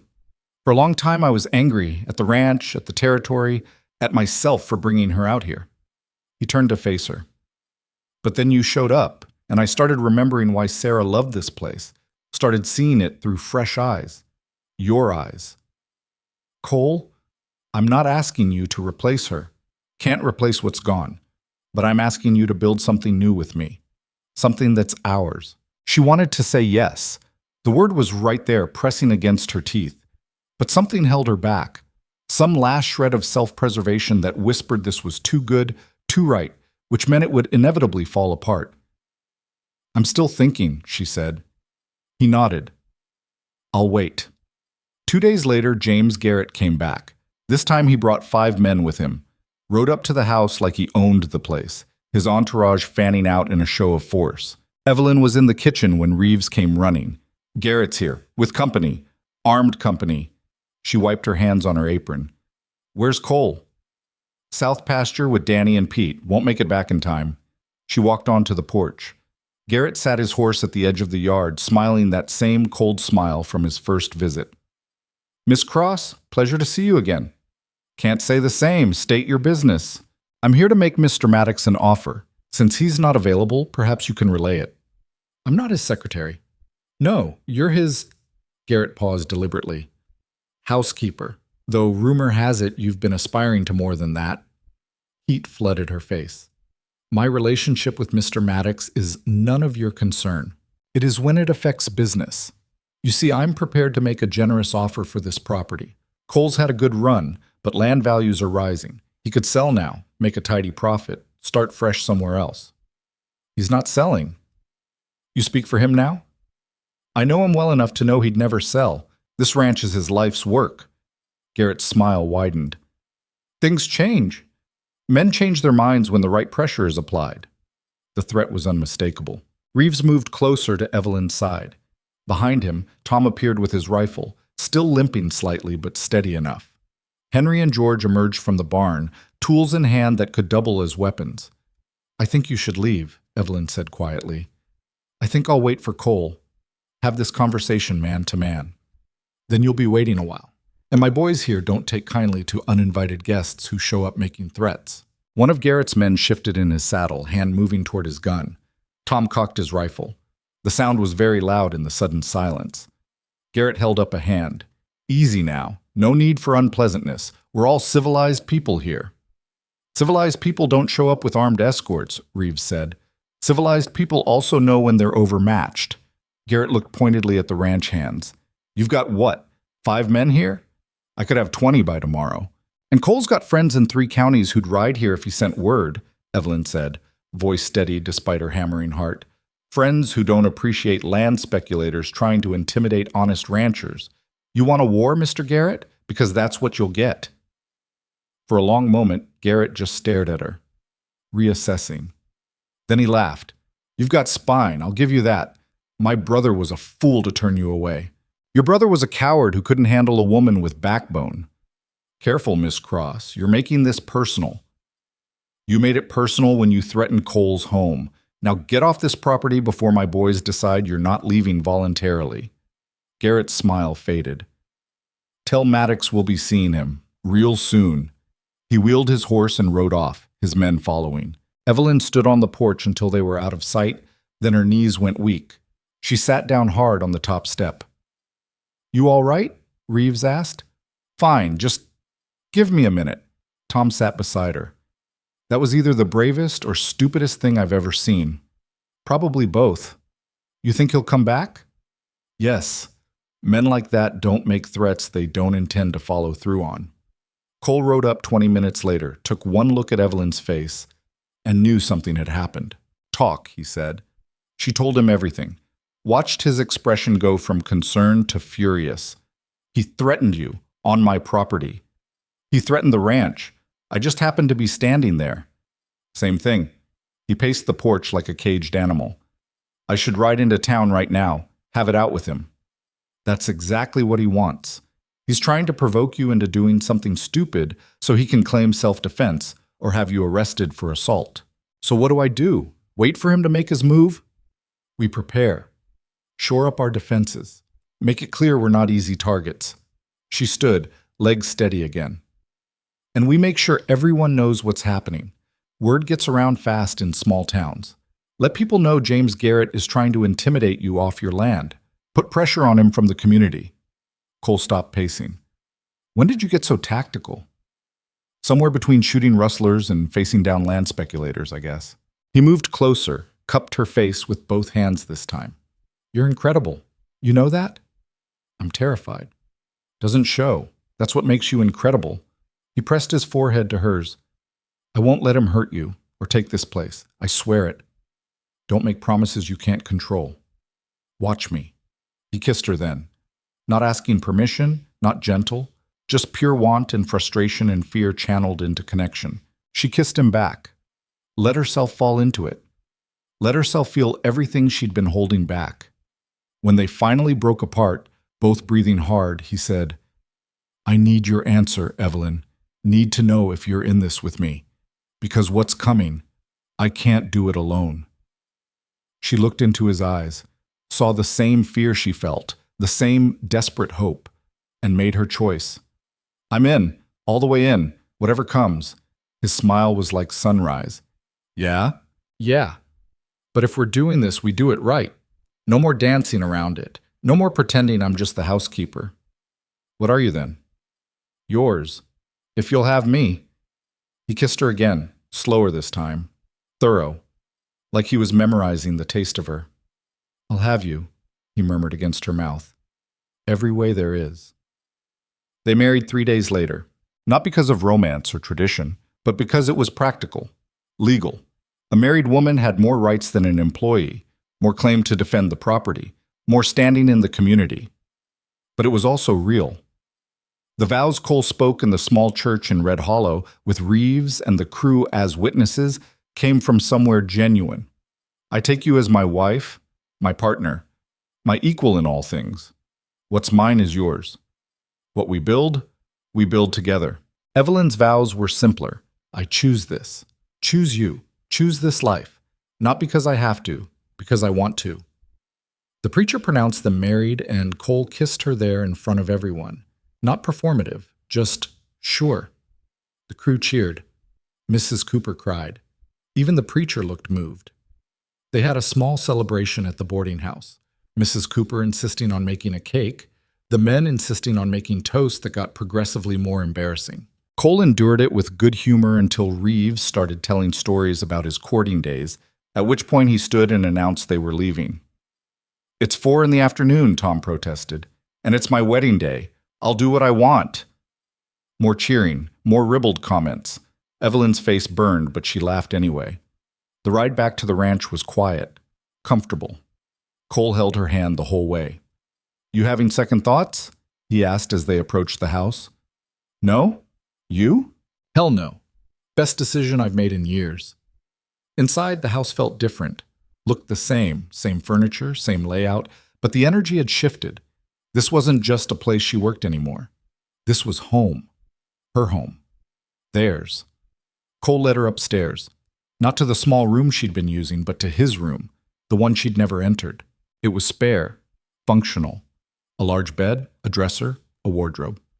Nothing decorative except a photograph on the nightstand, a young woman with dark hair and a bright smile. Sarah. Cole saw her looking. "I can put it away if—" "No, she belongs here. She's part of your story. Part of what made you who you are." He pulled her close. "You're generous. I'm practical, and I'm not threatened by a memory. She loved you, loved this place. That doesn't diminish what we have." "What do we have?" She smiled. "We're about to find out." He kissed her. Slow and deep, hands moving to her hair, pulling pins free until it fell around her shoulders. "I've wanted to do that for weeks," he murmured. "Just that?" "That's a starting point." He undressed her carefully. Not rushed, taking his time. Learning the landscape of her body like he learned the contours of the land, with attention and reverence. She did the same for him, traced scars with her fingers, cataloging the history of his physical life. The rope burn on his left hand, the knife scar on his ribs. The bullet graze on his shoulder. "You're marked," she said. "So are you, just different marks." He was right. Her hands bore the evidence of kitchen work, burns, cuts, calluses. Her back ached from hauling water. Her shoulders were stronger than they'd been 3 months ago. They'd both been shaped by this life. Now they'd shape each other. What followed was not smooth or practiced. It was fumbling and honest and real. They laughed when something didn't work, adjusted, tried again, found a rhythm that belonged only to them. Afterward, lying tangled together in the darkening room, Cole said, "I love you. Should have said that first, probably. Should have, but I'll take it now. Do you, yes. I love you too. Didn't plan on it, but here we are." "Here we are," he agreed. They slept. Woke sometime after midnight to the sound of horses. Cole was out of bed instantly, pulling on pants, grabbing his rifle. "Stay here," he ordered. Like hell. She dressed quickly and followed him downstairs. Through the window, they could see torches, multiple torches, moving toward the house. "How many?" she asked. "At least a dozen, maybe more." He checked his rifle. "This is Garrett. Has to be." "What do we do?" "We fight. What else is there?" She grabbed her own rifle from beside the door. "Then let's fight." The crew emerged from the bunkhouse, armed and ready. They took positions around the property, using the buildings as cover. The torches came closer. Close enough to see faces now. James Garrett at the front, flanked by hired guns. "Cole Maddox," Garrett's voice carried across the yard. "Time to talk about that offer." "Already gave you my answer," Cole shouted back. "Now get off my land." "Can't do that. You see, I've got a bill of sale here. Says this property belongs to me now." "That's a lie. I have clear title." Had clear title. "Things change when you miss a tax payment." Cole's face went white. "I paid my taxes." "Did you?" "Because the county office has no record of it. And when property taxes go unpaid, land goes to auction. I bought it this morning." It was a setup. Had to be. But proving it would take time they didn't have. "You falsified records," Cole said, voice deadly quiet. "I acquired property through legal means. You want to dispute it, take it up with the county clerk. But as of right now, you're trespassing." "This is my home." "Not anymore. You've got until sunrise to vacate. After that, my men will remove you, forcibly, if necessary." The hired guns behind Garrett shifted, hands on weapons. Evelyn felt rage burn through her fear. This man was trying to steal everything Cole had built, everything they'd just committed to building together. No, absolutely not. She stepped forward, rifle raised. You want this land? You'll have to come through all of us. And I promise you, Mr. Garrett, we don't go down easy. The ranch hand stepped up beside her. United. Garrett smiled. Brave words, but you're outnumbered 2-1. This doesn't have to get bloody. Doesn't it? Tom called out. Because from where I'm standing, you brought an army. That suggests you knew we'd fight. Last chance, Maddox. Walk away. Take your woman and go. I'll even pay you fair market value for your trouble. Cole looked at Evelyn, at the crew, at the ranch behind them, the house, the barn, the land that had almost killed him and made him who he was. Then back at Garrett. No. One word. Absolute. Garrett's smile faded. Then you've made your choice. He raised his hand, and all hell broke loose for the third time since Evelyn had arrived in Colorado territory. The first shot came from Garrett's line. Evelyn didn't see who fired, just heard the crack and saw dust kick up near Reeves's position behind the water trough. Then everyone was shooting. Muzzle flashes lit up the darkness like lightning. The air filled with smoke and the deafening percussion of rifles. Evelyn dropped behind the porch railing, aimed at a man trying to flank their position, and squeezed the trigger. He went down. She didn't wait to see if he'd get back up. Beside her, Cole fired with mechanical precision. One shot. Reload. Another shot. His face was set in hard lines, jaw clenched so tight she could see the muscle jumping. They're trying to get to the barn, Danny shouted from his position near the corral. Cole swore. They torch it. We lose everything. Henry, George, get around back. Cut them off. The Brennan brothers moved, keeping low, using the shadows for cover. Gunfire followed them, but they made it to the barn's rear entrance. One of Garrett's men broke from the group, running toward the house with a torch. Evelyn tracked him. Fired. Missed. He kept coming. Cole shot him. The man stumbled, dropped the torch, which sputtered out in the dirt. Nice shot, Evelyn said. You softened him up. More men pushed forward. Garrett's hired guns had numbers, but the ranch crew had position and motivation. This was their home, their lives. They weren't giving it up without making it cost. Tom, still favoring his healing leg, had positioned himself at an upstairs window. His rifle spoke with steady rhythm, forcing Garrett's men to take cover, disrupting their advance. Pete held the barn's main entrance, using hay bales as protection. His shotgun roared twice, dropping 2 men who'd gotten too close. But the numbers were telling. For every man they drove back, 2 more pushed forward. We can't hold them forever, Reeves called out. Cole knew it. Evelyn could see the calculation in his eyes, weighing options, looking for an angle. Then she heard it. Distant at first, but growing louder. Hoofbeats. Many hoofbeats. Garrett heard it too.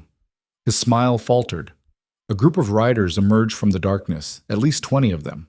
They fanned out behind Garrett's position, cutting off his retreat. The shooting slowed, stopped. The lead rider moved forward into the torchlight. It was the sheriff, backed by what looked like half the men from Red Hollow and the surrounding ranches. James Garrett! The sheriff's voice cut through the silence. You're under arrest for fraud, falsifying county records, and attempted murder. Garrett's face went from confident to furious to calculating in the space of seconds. I don't know what you're talking about. I'm here to claim property that's legally mine. That's so. Because I've got the county clerk sitting in my jail right now. Sang like a canary once I mentioned how accessories to fraud get the same sentence as the principals. The sheriff urged his horse closer. He told me everything. How you paid him to lose Maddox's tax payment records. How you filed a fraudulent auction notice.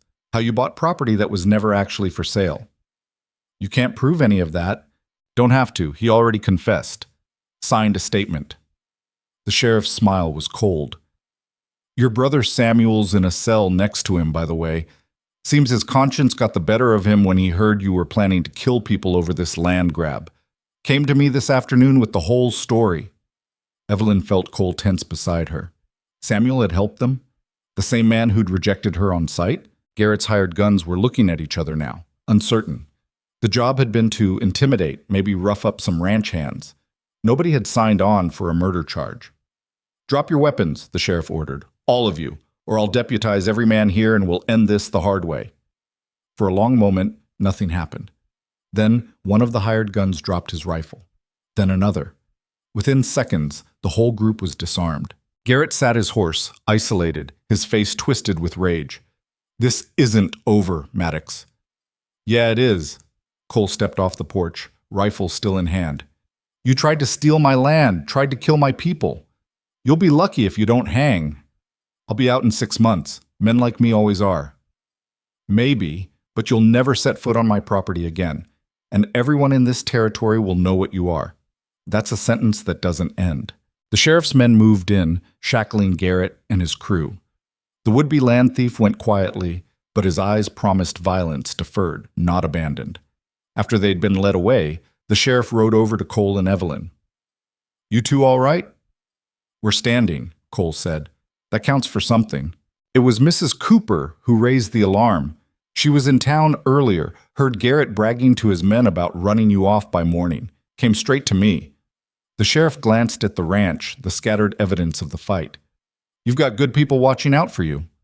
I'm learning that. After the sheriff left with his prisoners, the men from town, ranchers and shopkeepers who'd ridden out in the middle of the night to help, stayed long enough to make sure everyone was accounted for and no one was seriously injured. A few grazes, some powder burns, but nothing that wouldn't heal. They refused payment, refused thanks. Just nodded, remounted, and rode back toward Red Hollow. That's the territory for you, Reeves said, watching them disappear into the darkness. We take care of our own. Cole put his arm around Evelyn's shoulders. She leaned into him, suddenly exhausted. Come on, he said quietly. Let's get you inside. They checked on the crew first, made sure everyone was settled, wounds cleaned, adrenaline starting to fade into the bone-deep tiredness that followed violence. Then they went upstairs to their room now, she had to keep reminding herself, and sat on the edge of the bed. Hell of a wedding night, Cole said. She laughed, but it came out shaky. I've had worse. When? I'm sure I'll think of something. She looked at her hands. They were trembling now that the immediate danger had passed. I killed another man tonight. Maybe 2. I'm not sure. I know. Shouldn't I feel something? Guilt or horror or... You feel what you feel. There's no right way to process this. He took her shaking hands in his steady ones. You did what needed doing, kept yourself alive, kept us all alive. That matters more than how you feel about it right now. You're very calm about all this. I'm furious, terrified, relieved, but I'm also tired, and falling apart won't help anyone. He kissed her forehead. We can fall apart tomorrow. Tonight we just need to make it through. They lay down together, still fully clothed, too wired for sleep but too exhausted to do anything else. Cole? Yeah? What Samuel did, helping us. Why would he do that? Conscience, maybe? Or maybe he realized his brother's a dangerous bastard and wanted to get out before it all came crashing down. Do you think he regretted sending me away? Cole was quiet for a moment. I think he made a choice based on fear, saw you as a risk instead of an opportunity. His loss became my gain, so I'm not complaining. That's very pragmatic. I'm a pragmatic man. He pulled her closer. Now stop thinking and try to sleep. Morning's going to come whether we're ready or not. Morning came with brilliant sunshine that felt insulting after the violence of the night. Evelyn woke to find Cole already up, dressed, standing at the window. What are you looking at? She asked. The ranch. Making sure it's still here. She joined him at the window. The land stretched out unchanged, pastures, mountains, sky. The barn stood solid, the house stood solid. The only evidence of the previous night's chaos was some bullet holes in the porch railing and disturbed dirt in the yard. It's still here, she confirmed. Yeah, thanks to you. Thanks to all of us. Thanks to you, he repeated firmly. You stood up to Garrett, rallied the crew, fought like hell when it mattered. He turned to face her. You saved this place as much as anyone. She didn't know what to say to that, wasn't used to being the person who saved things. For most of her life, she'd been the one needing rescue. I'm going to check on the men, Cole said. You should rest. I should make breakfast. You should rest, he repeated. The men can fend for themselves one morning. But she couldn't rest, couldn't sit still. So she went downstairs and started cooking anyway. Made enough food for an army because her hands needed something to do, and feeding people was the one skill that always felt useful. The crew dragged themselves in looking rough, exhaustion etched in every face. But they ate with good appetite, and slowly the conversation started. Anyone else notice that Garrett's men couldn't shoot worth a damn? Pete said. Hired guns, Reeves explained. They're good at looking intimidating, not so good at actual fighting. Still outnumbered us 2-1. Numbers don't mean much when the other side doesn't want to be there. Tom reached for another biscuit. Most of them were ready to quit the second real consequences showed up. Think Garrett will actually hang? Danny asked. Cole shook his head. Probably not. He's got money. Money gets you lawyers. But he'll do time, and his reputation's finished in this territory. What about Samuel? Evelyn asked. Will he be charged? Sheriff said he's cooperating, might get a reduced sentence for turning on his brother. Cole poured more coffee. Either way, we won't be seeing either Garrett brother around here again. The conversation moved on to repairs needed, work schedules, normal ranch business. The violence was being absorbed into the story of the place. Another chapter in the ongoing struggle to build something permanent. After breakfast, Evelyn found herself standing in the garden, the small plot she'd started tending in her spare moments. Tomatoes were coming in. Beans climbed their stakes. Herbs she'd planted for cooking had taken root. Small things. But hers. Sarah had planted this garden originally, Cole had told her. Let it go to weeds after she died. Evelyn had reclaimed it, turned it back into something productive. She heard footsteps behind her. Cole. You should see the north pasture, he said. Grass is coming in thick this year. We'll have good grazing through fall. That's good. I was thinking about expanding the herd, maybe by 20 more head when the circuit seller comes through. Can we afford that? With what we'll make off this year's cattle sales, yeah. He moved closer. I was also thinking about building onto the house, adding a proper study, maybe another bedroom. She turned to look at him. Why would we need another bedroom? Well, he looked almost embarrassed. I figured eventually we might need it for what? For kids. If that's something you want. Her heart did something complicated. She hadn't thought about children, hadn't let herself think that far ahead. But now that he'd said it, the image formed unbidden. A child running through this garden, learning to ride, growing up surrounded by this vast sky. I don't know, she said honestly. I don't know if I'd be a good mother. You'd be a great mother. You already take care of everyone here. That's different. I can walk away from the ranch hands if they annoy me. Can't do that with a child. He smiled. True, but you wouldn't want to. That's the difference. You're very certain about this. I'm certain about you. The rest we'll figure out as we go. He took her hand. No pressure, just thinking out loud about futures and possibilities. Futures and possibilities. 3 months ago, she'd had neither. Now she had both in abundance.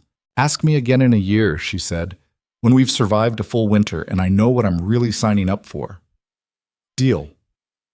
They stood in the garden together, surrounded by growing things, and Evelyn felt something settle in her chest.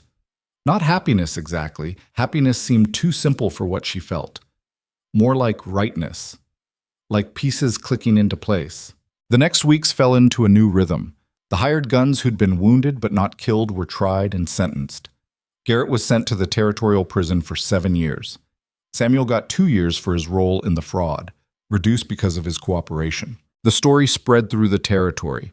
How Evelyn Maddox had faced down a dozen armed men on her wedding night.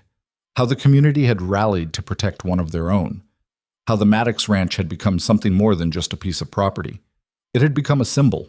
People started stopping by. Ranchers wanting advice. Women wanting to meet the Eastern lady who'd shot rustlers and fought land grabbers. Evelyn found herself hosting more dinners, more gatherings, becoming a reluctant center of social activity. You're famous, Cole teased one evening after they'd fed 15 people. I'm exhausted. That too. He helped her clean up, a routine they'd fallen into naturally. You don't have to do this, the hosting. I know, but I want to. These are our people now, our community.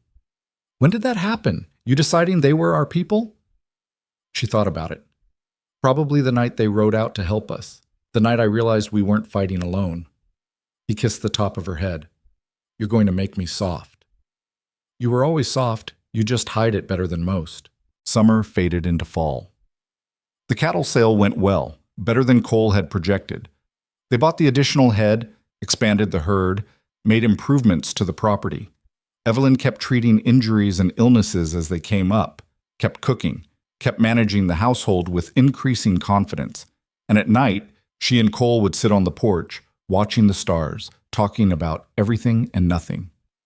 "I never asked you," Cole said one evening. "Do you miss Philadelphia?" "No. Sometimes I miss who I was before everything fell apart. When my father was still himself and my mother was alive and the world made sense. But Philadelphia?" She shook her head. "That was just geography. It was never home." "What's home?" She gestured at the ranch, the mountains, the endless sky.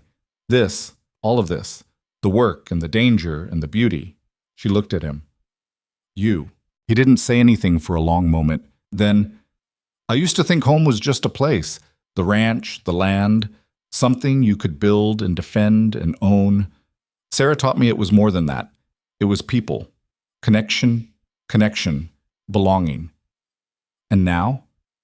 Now I think it's both. Place and people together, can't have one without the other." They sat in comfortable silence, watching night settle over the territory. "Cole?" "Yeah?" "I'm happy. I know I'm not supposed to say it out loud because it might jinx things, but I am. Happy. Here. With you." He squeezed her hand. "Good. Because I'm happy too. Didn't think I'd get to feel this again after Sarah died. Thought that part of my life was finished. I'm glad it wasn't." "Me too." Winter came early that year. First snow in October, unusual for the territory. The ranch prepared, stocked up on supplies, brought the cattle to lower pastures, reinforced buildings against the coming cold. Evelyn discovered she liked winter, liked the way snow muffled sound, made the world quieter, liked being forced to stay close to the house, close to Cole, while the weather raged outside. They spent long evenings reading by the fire, her with Sarah's medical texts, him with ranching journals. Sometimes they'd read aloud to each other, sharing knowledge, building a common language. Tom's leg healed completely. Danny got engaged to a girl from town. Pete took over as foreman when Reeves decided to retire and move closer to his daughter in Denver. The ranch evolved, changed, became stronger, and Evelyn changed with it. One morning in December, she woke feeling strange, nauseous, dizzy. She made it to the wash basin before she vomited. Cole appeared in the doorway, concerned. "You all right?" "I don't know, might have eaten something off." But 3 days later, she was still getting sick every morning, and certain foods that had never bothered her before suddenly smelled revolting.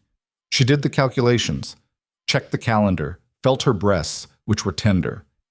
"Oh." She sat down on the bed, processing. Cole found her there an hour later, still sitting, still processing. "What's wrong?" he asked. "I'm pregnant." He went very still. "You're sure?" "No. But all the signs are there. Morning sickness, tender breasts, missed courses." She looked up at him. "I didn't plan this." "Neither did I, but—" He sat beside her. "How do you feel about it?" "Terrified. This wasn't supposed to happen yet. We were going to wait. I was going to have time to figure out how to be a wife before adding mother on top of it. Life doesn't wait for us to be ready. That's not helpful." "I know. Sorry." He took her hand. "But for what it's worth, I think you'll be amazing at this." "You don't know that." "I know you. That's enough." She wanted to believe him, wanted to feel excited instead of scared, but all she could think about was her mother dying in childbirth, about women she'd seen her father treat who'd hemorrhaged or gotten infections or simply failed to survive the ordeal. Pregnancy killed women, regularly, routinely. "I could die," she said quietly. "You could. You could also die from 100 other things. Doesn't mean you stop living. This is different." "How?" "Because if I die, I'm taking the baby with me. 2 lives instead of 1. He was quiet for a long moment. Then, "Sarah was pregnant when she died. Did I ever tell you that?" Evelyn's breath caught. "No." 3 months along. We were going to wait to tell people until she was further. Then she got sick and—" He stopped, swallowed hard. "I lost both of them. Her and the child we'd never meet." "I'm sorry." "Don't be. I'm telling you because I understand the fear. I lived through the worst-case scenario, and I survived. Barely, but I survived. He turned to face her. But I also know that letting fear make your decisions is no way to live. You can't control what happens. You can only choose how you face it. And if I die, then I'll survive that too. I'll raise our child and tell them about their mother who was brave enough to build a life out of nothing. He cupped her face. But you're not going to die. You're too stubborn for that. She laughed despite herself. That's your medical opinion? That's my professional assessment as someone who's seen you survive everything life's thrown at you so far. She leaned into him, letting his certainty anchor her fear. Okay, she said finally. Okay, what? Okay, we're doing this. Having a baby, being parents, figuring it out as we go. Yeah? Yeah. But I want a doctor here for the birth. A real doctor from Denver if necessary. And I want the house stocked with medical supplies. And I want... He kissed her, cutting off the litany of requirements. Whatever you need. We'll make it happen. She told the crew at dinner that night. Their reactions ranged from excited, Danny, to concerned. Pete, who'd lost his wife to childbirth years ago, to practical. Tom, who immediately started calculating how they'd manage the work while she was recovering. We'll hire extra help if needed, Cole said. The ranch survived before Evelyn came. It'll survive while she's occupied with other things. I'm not going to be an invalid, Evelyn protested. Women have been having babies and working for thousands of years. And I'm sure you'll be one of them, Cole agreed. But you're also going to accept help when you need it and not try to prove anything to anyone. She opened her mouth to argue, then closed it. He was right. She did have a tendency to push herself too hard, trying to prove she belonged. Fine. I'll accept help. Thank you. That night, lying in bed with Cole's hand resting on her still flat stomach, she let herself imagine it. A child. Their child. Growing up on this ranch, learning this land, becoming part of this story. What if I'm terrible at this, she asked. You won't be. You keep saying that. Because it's true. You're going to be exactly the kind of mother a kid needs. Strong enough to protect them, smart enough to teach them, stubborn enough to never give up on them. And if the baby doesn't like me, then we'll have our first family conflict and work through it like everyone else. She smiled in the darkness. You make it sound simple. It won't be. But we'll do it anyway. Spring came slowly that year. Snow melted grudgingly. The ground stayed frozen longer than usual, but eventually life returned, grass greening, birds arriving, the world waking up. Evelyn's pregnancy progressed. She got bigger, slower, more uncomfortable, but also more certain. This was happening. This was real. And she was going to meet it head-on the way she met everything else.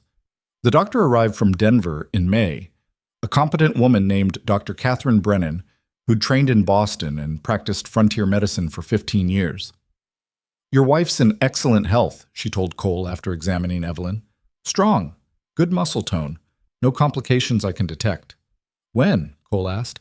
Mid-June, I'd estimate. Maybe late June, depending on when exactly she conceived. Dr. Brennan stayed at the ranch, paid well to be available when needed. She helped with other medical issues in the community while she waited, making house calls to neighboring ranches, treating injuries and illnesses. Evelyn liked her immediately, appreciated her directness, her competence, her complete lack of sentimentality about the process. Childbirth is dangerous, Dr. Brennan said bluntly. Anyone who tells you otherwise is lying, but you're young, healthy, and you have me. Those are all advantages. What are the risks? Hemorrhage, infection, obstructed labor. But we'll watch for signs of each and intervene if necessary. You're not doing this alone. Thank you. Don't thank me yet. Wait until you're holding a healthy baby. Then you can thank me. The baby came on June 18th in the early morning hours after a night of labor that left Evelyn exhausted, terrified, and absolutely certain she was going to die. She didn't die. Instead, as the sun rose over the mountains, she delivered a daughter, small, red-faced, screaming with furious life.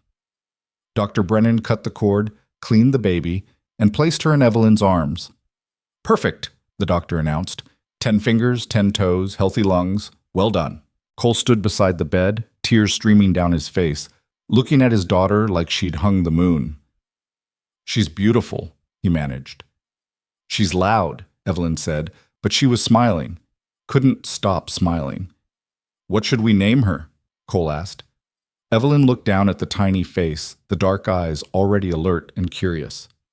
Sarah, she said. Her name is Sarah. Cole's expression crumpled. You don't have to, I want to. She should know where she comes from. All of it. Your first wife, this ranch, everything that made this moment possible. He kissed Evelyn's forehead, then the baby's.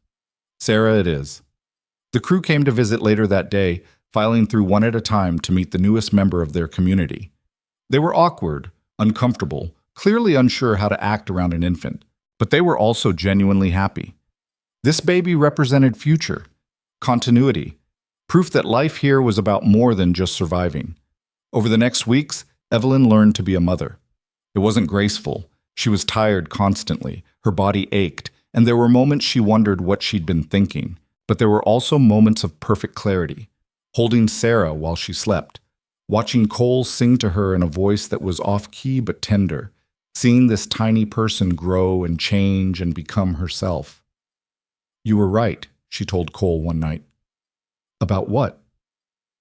This. Her. Us. All of it. She looked at Sarah sleeping in the cradle Cole had built. I was so scared, but this is worth being scared for. He wrapped his arm around her. Told you so. Don't gloat. Wouldn't dream of it. Sarah turned 3 months old on a Tuesday in September, and Evelyn finally felt like she might survive this whole motherhood thing after all. The first weeks had been brutal. Sleepless nights, constant feeding, the terror that she was doing everything wrong. But somewhere along the way, without noticing exactly when, it had gotten easier. Or maybe she'd just gotten tougher.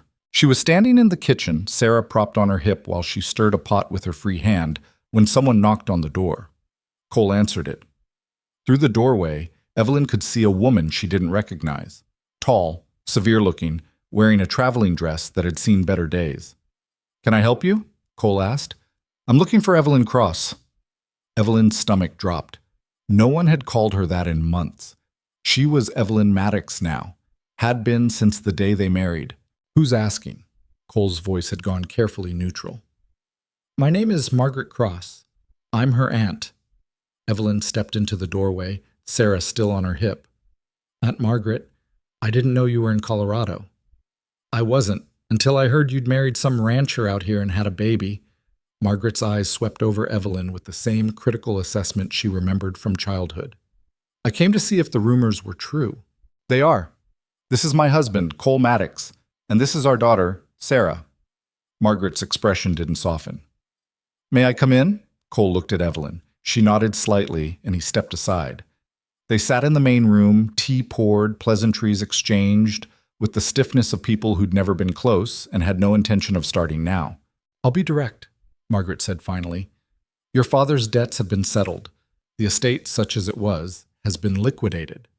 There's a small sum remaining, about $200. As his only living relative, it's yours. Evelyn hadn't expected that, hadn't thought about her father's affairs in months. How did the debts get settled? I paid them.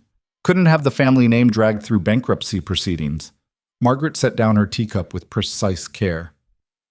Consider the $200 repayment for the funds you took when you left Philadelphia.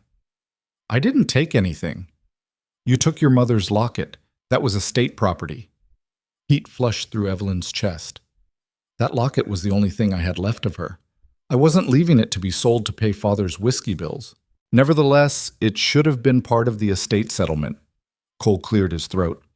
Mrs. Cross, I'm not sure what you expect to accomplish here, but if you came all this way to collect a locket, you're going to be disappointed. Margaret turned her attention to him.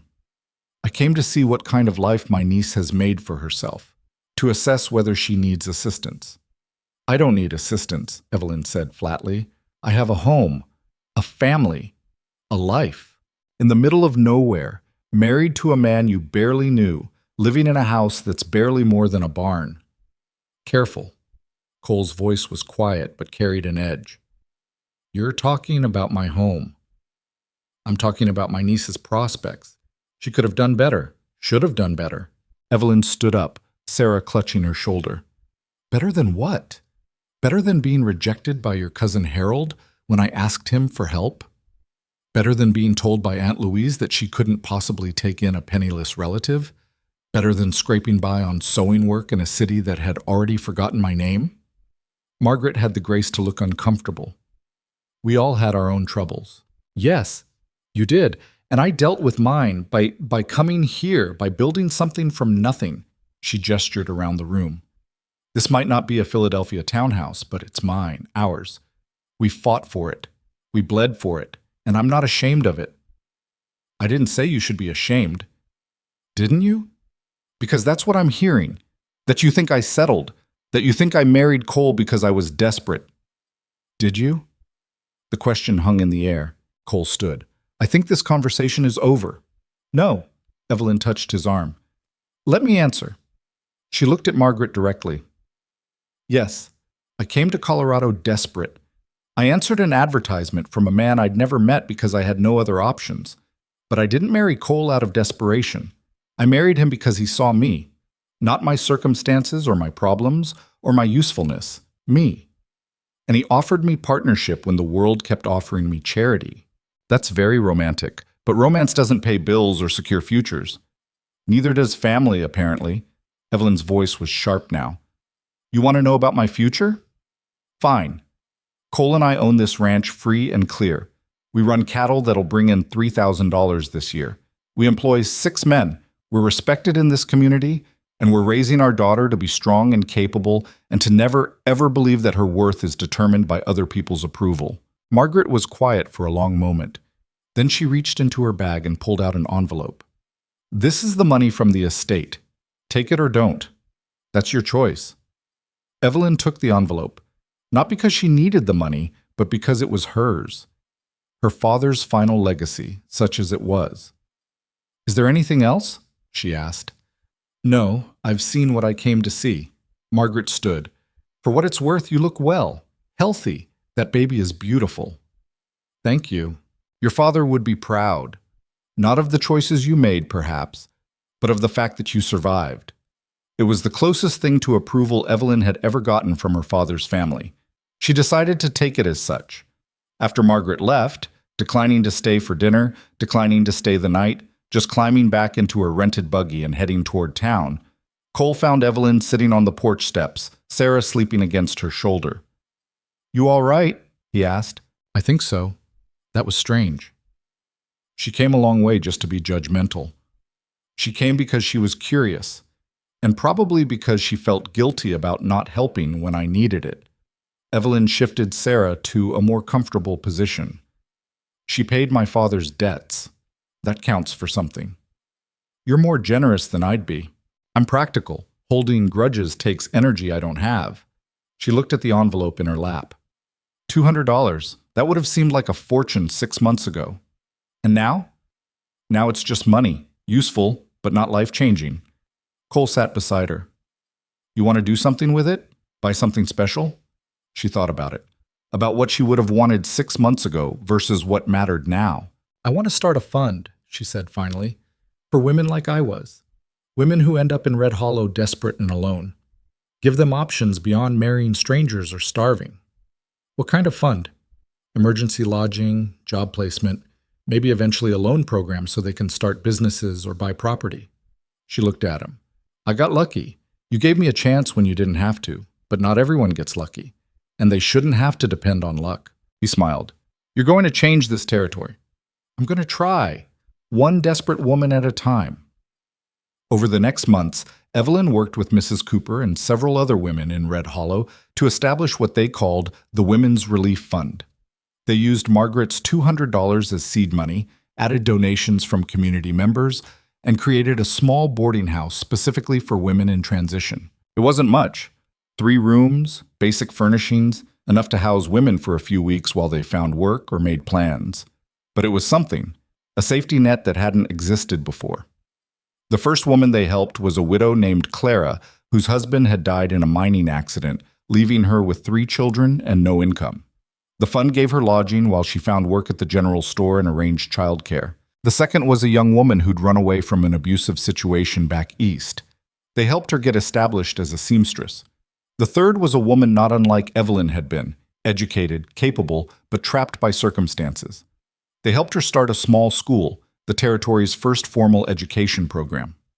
Word spread. Women started arriving in Red Hollow knowing there might be help available. The community grew, changed, became something more than just a rough frontier town. And Evelyn became something more than just a rancher's wife. She became a force, someone people came to for help, for advice, for solutions to problems that didn't have easy answers. Cole watched it all with pride and occasional exasperation. "You're taking on too much," he said one evening when she came home exhausted from a full day of meetings about expanding the relief program. "I'm fine." "You're running yourself ragged between the ranch and the baby and this fund." "The fund is important." "I know it is. But so is taking care of yourself." He pulled her close. "Let other people carry some of this." She knew he was right, had been pushing herself too hard, trying to prove she could do everything at once. It was an old pattern, the same one that had nearly broken her in Philadelphia. "Okay," she said, "I'll delegate more. Trust other people to handle things." "Good. Because Sarah's going to start walking soon, and you're going to want energy for that." He was right about that too. Sarah was already pulling herself up on furniture, determined to be mobile. Another month, maybe 2, and she'd be toddling around getting into everything. Time was moving fast. Too fast. Sarah's first birthday came with more celebration than Evelyn had anticipated. Half the territory showed up. Ranchers, townspeople, families who'd been helped by the relief fund. They brought food, gifts, affection. Cole built a small table and chairs sized for a toddler. Tom carved a set of wooden animals. Mrs. Cooper made a dress so beautiful it should have been saved for special occasions, except Sarah immediately smeared cake all over it. Evelyn stood watching the celebration, Sarah sticky and happy in her arms, and felt something she hadn't expected to feel. Contentment, not the desperate scrambling of survival, not the anxious hope that things might work out. Just quiet satisfaction with what was. "Penny for your thoughts," Cole said, appearing beside her. "Just thinking about how far we've come, how different this is from where I started. Any regrets?" "None." "You?" "Just one." She looked at him, concerned. "What?" "That I didn't find you sooner, could have had more years with you." She leaned against him. "We have all the years ahead, that's what matters." Sarah squirmed, wanting down to investigate the new toys. Evelyn set her loose and watched her toddle determinedly toward a wooden horse, falling once but getting right back up. "She's got your stubbornness," Cole observed, "and your inability to quit. Poor kid doesn't stand a chance."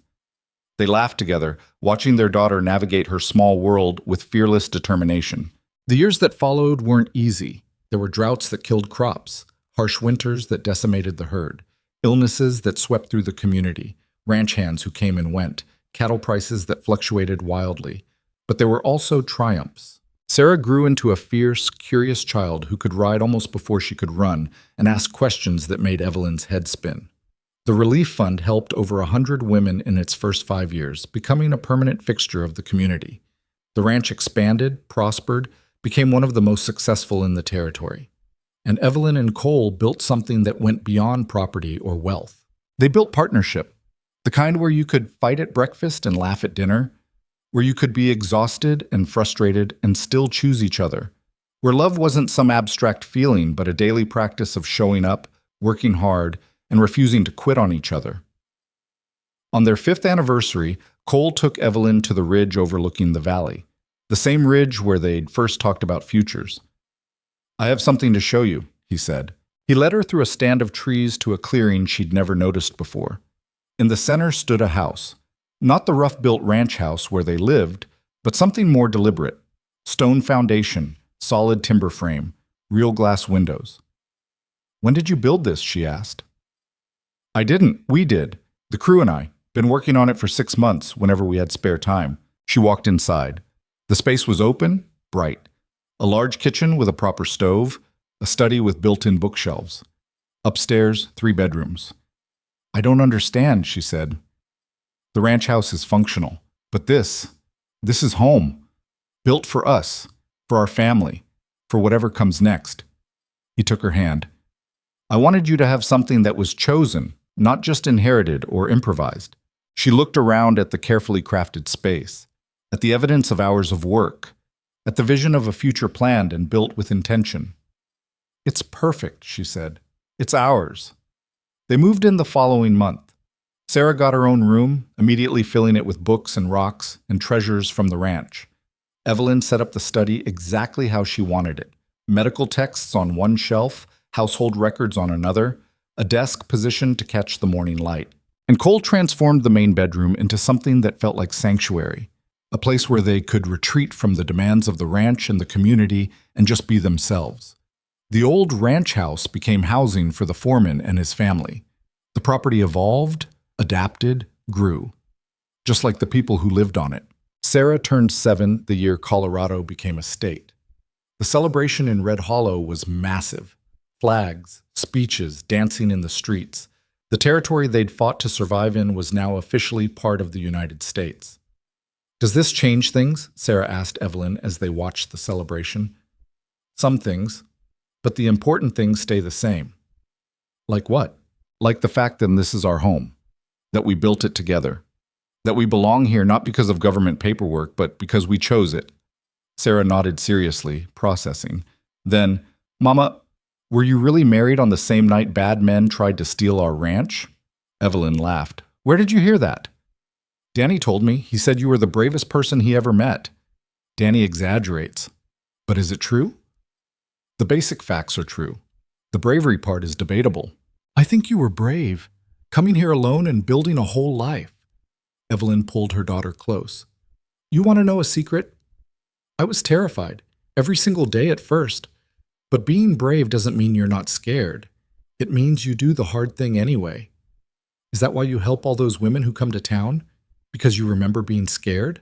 "That's exactly why. Because I know what it's like to need help and not know where to find it. And I don't want anyone else to feel that alone." Sarah was quiet for a moment. Then, "When I grow up, I want to help people too." "You will, in your own way."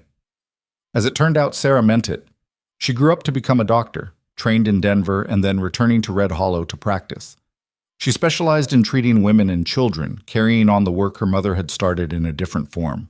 But that was years in the future.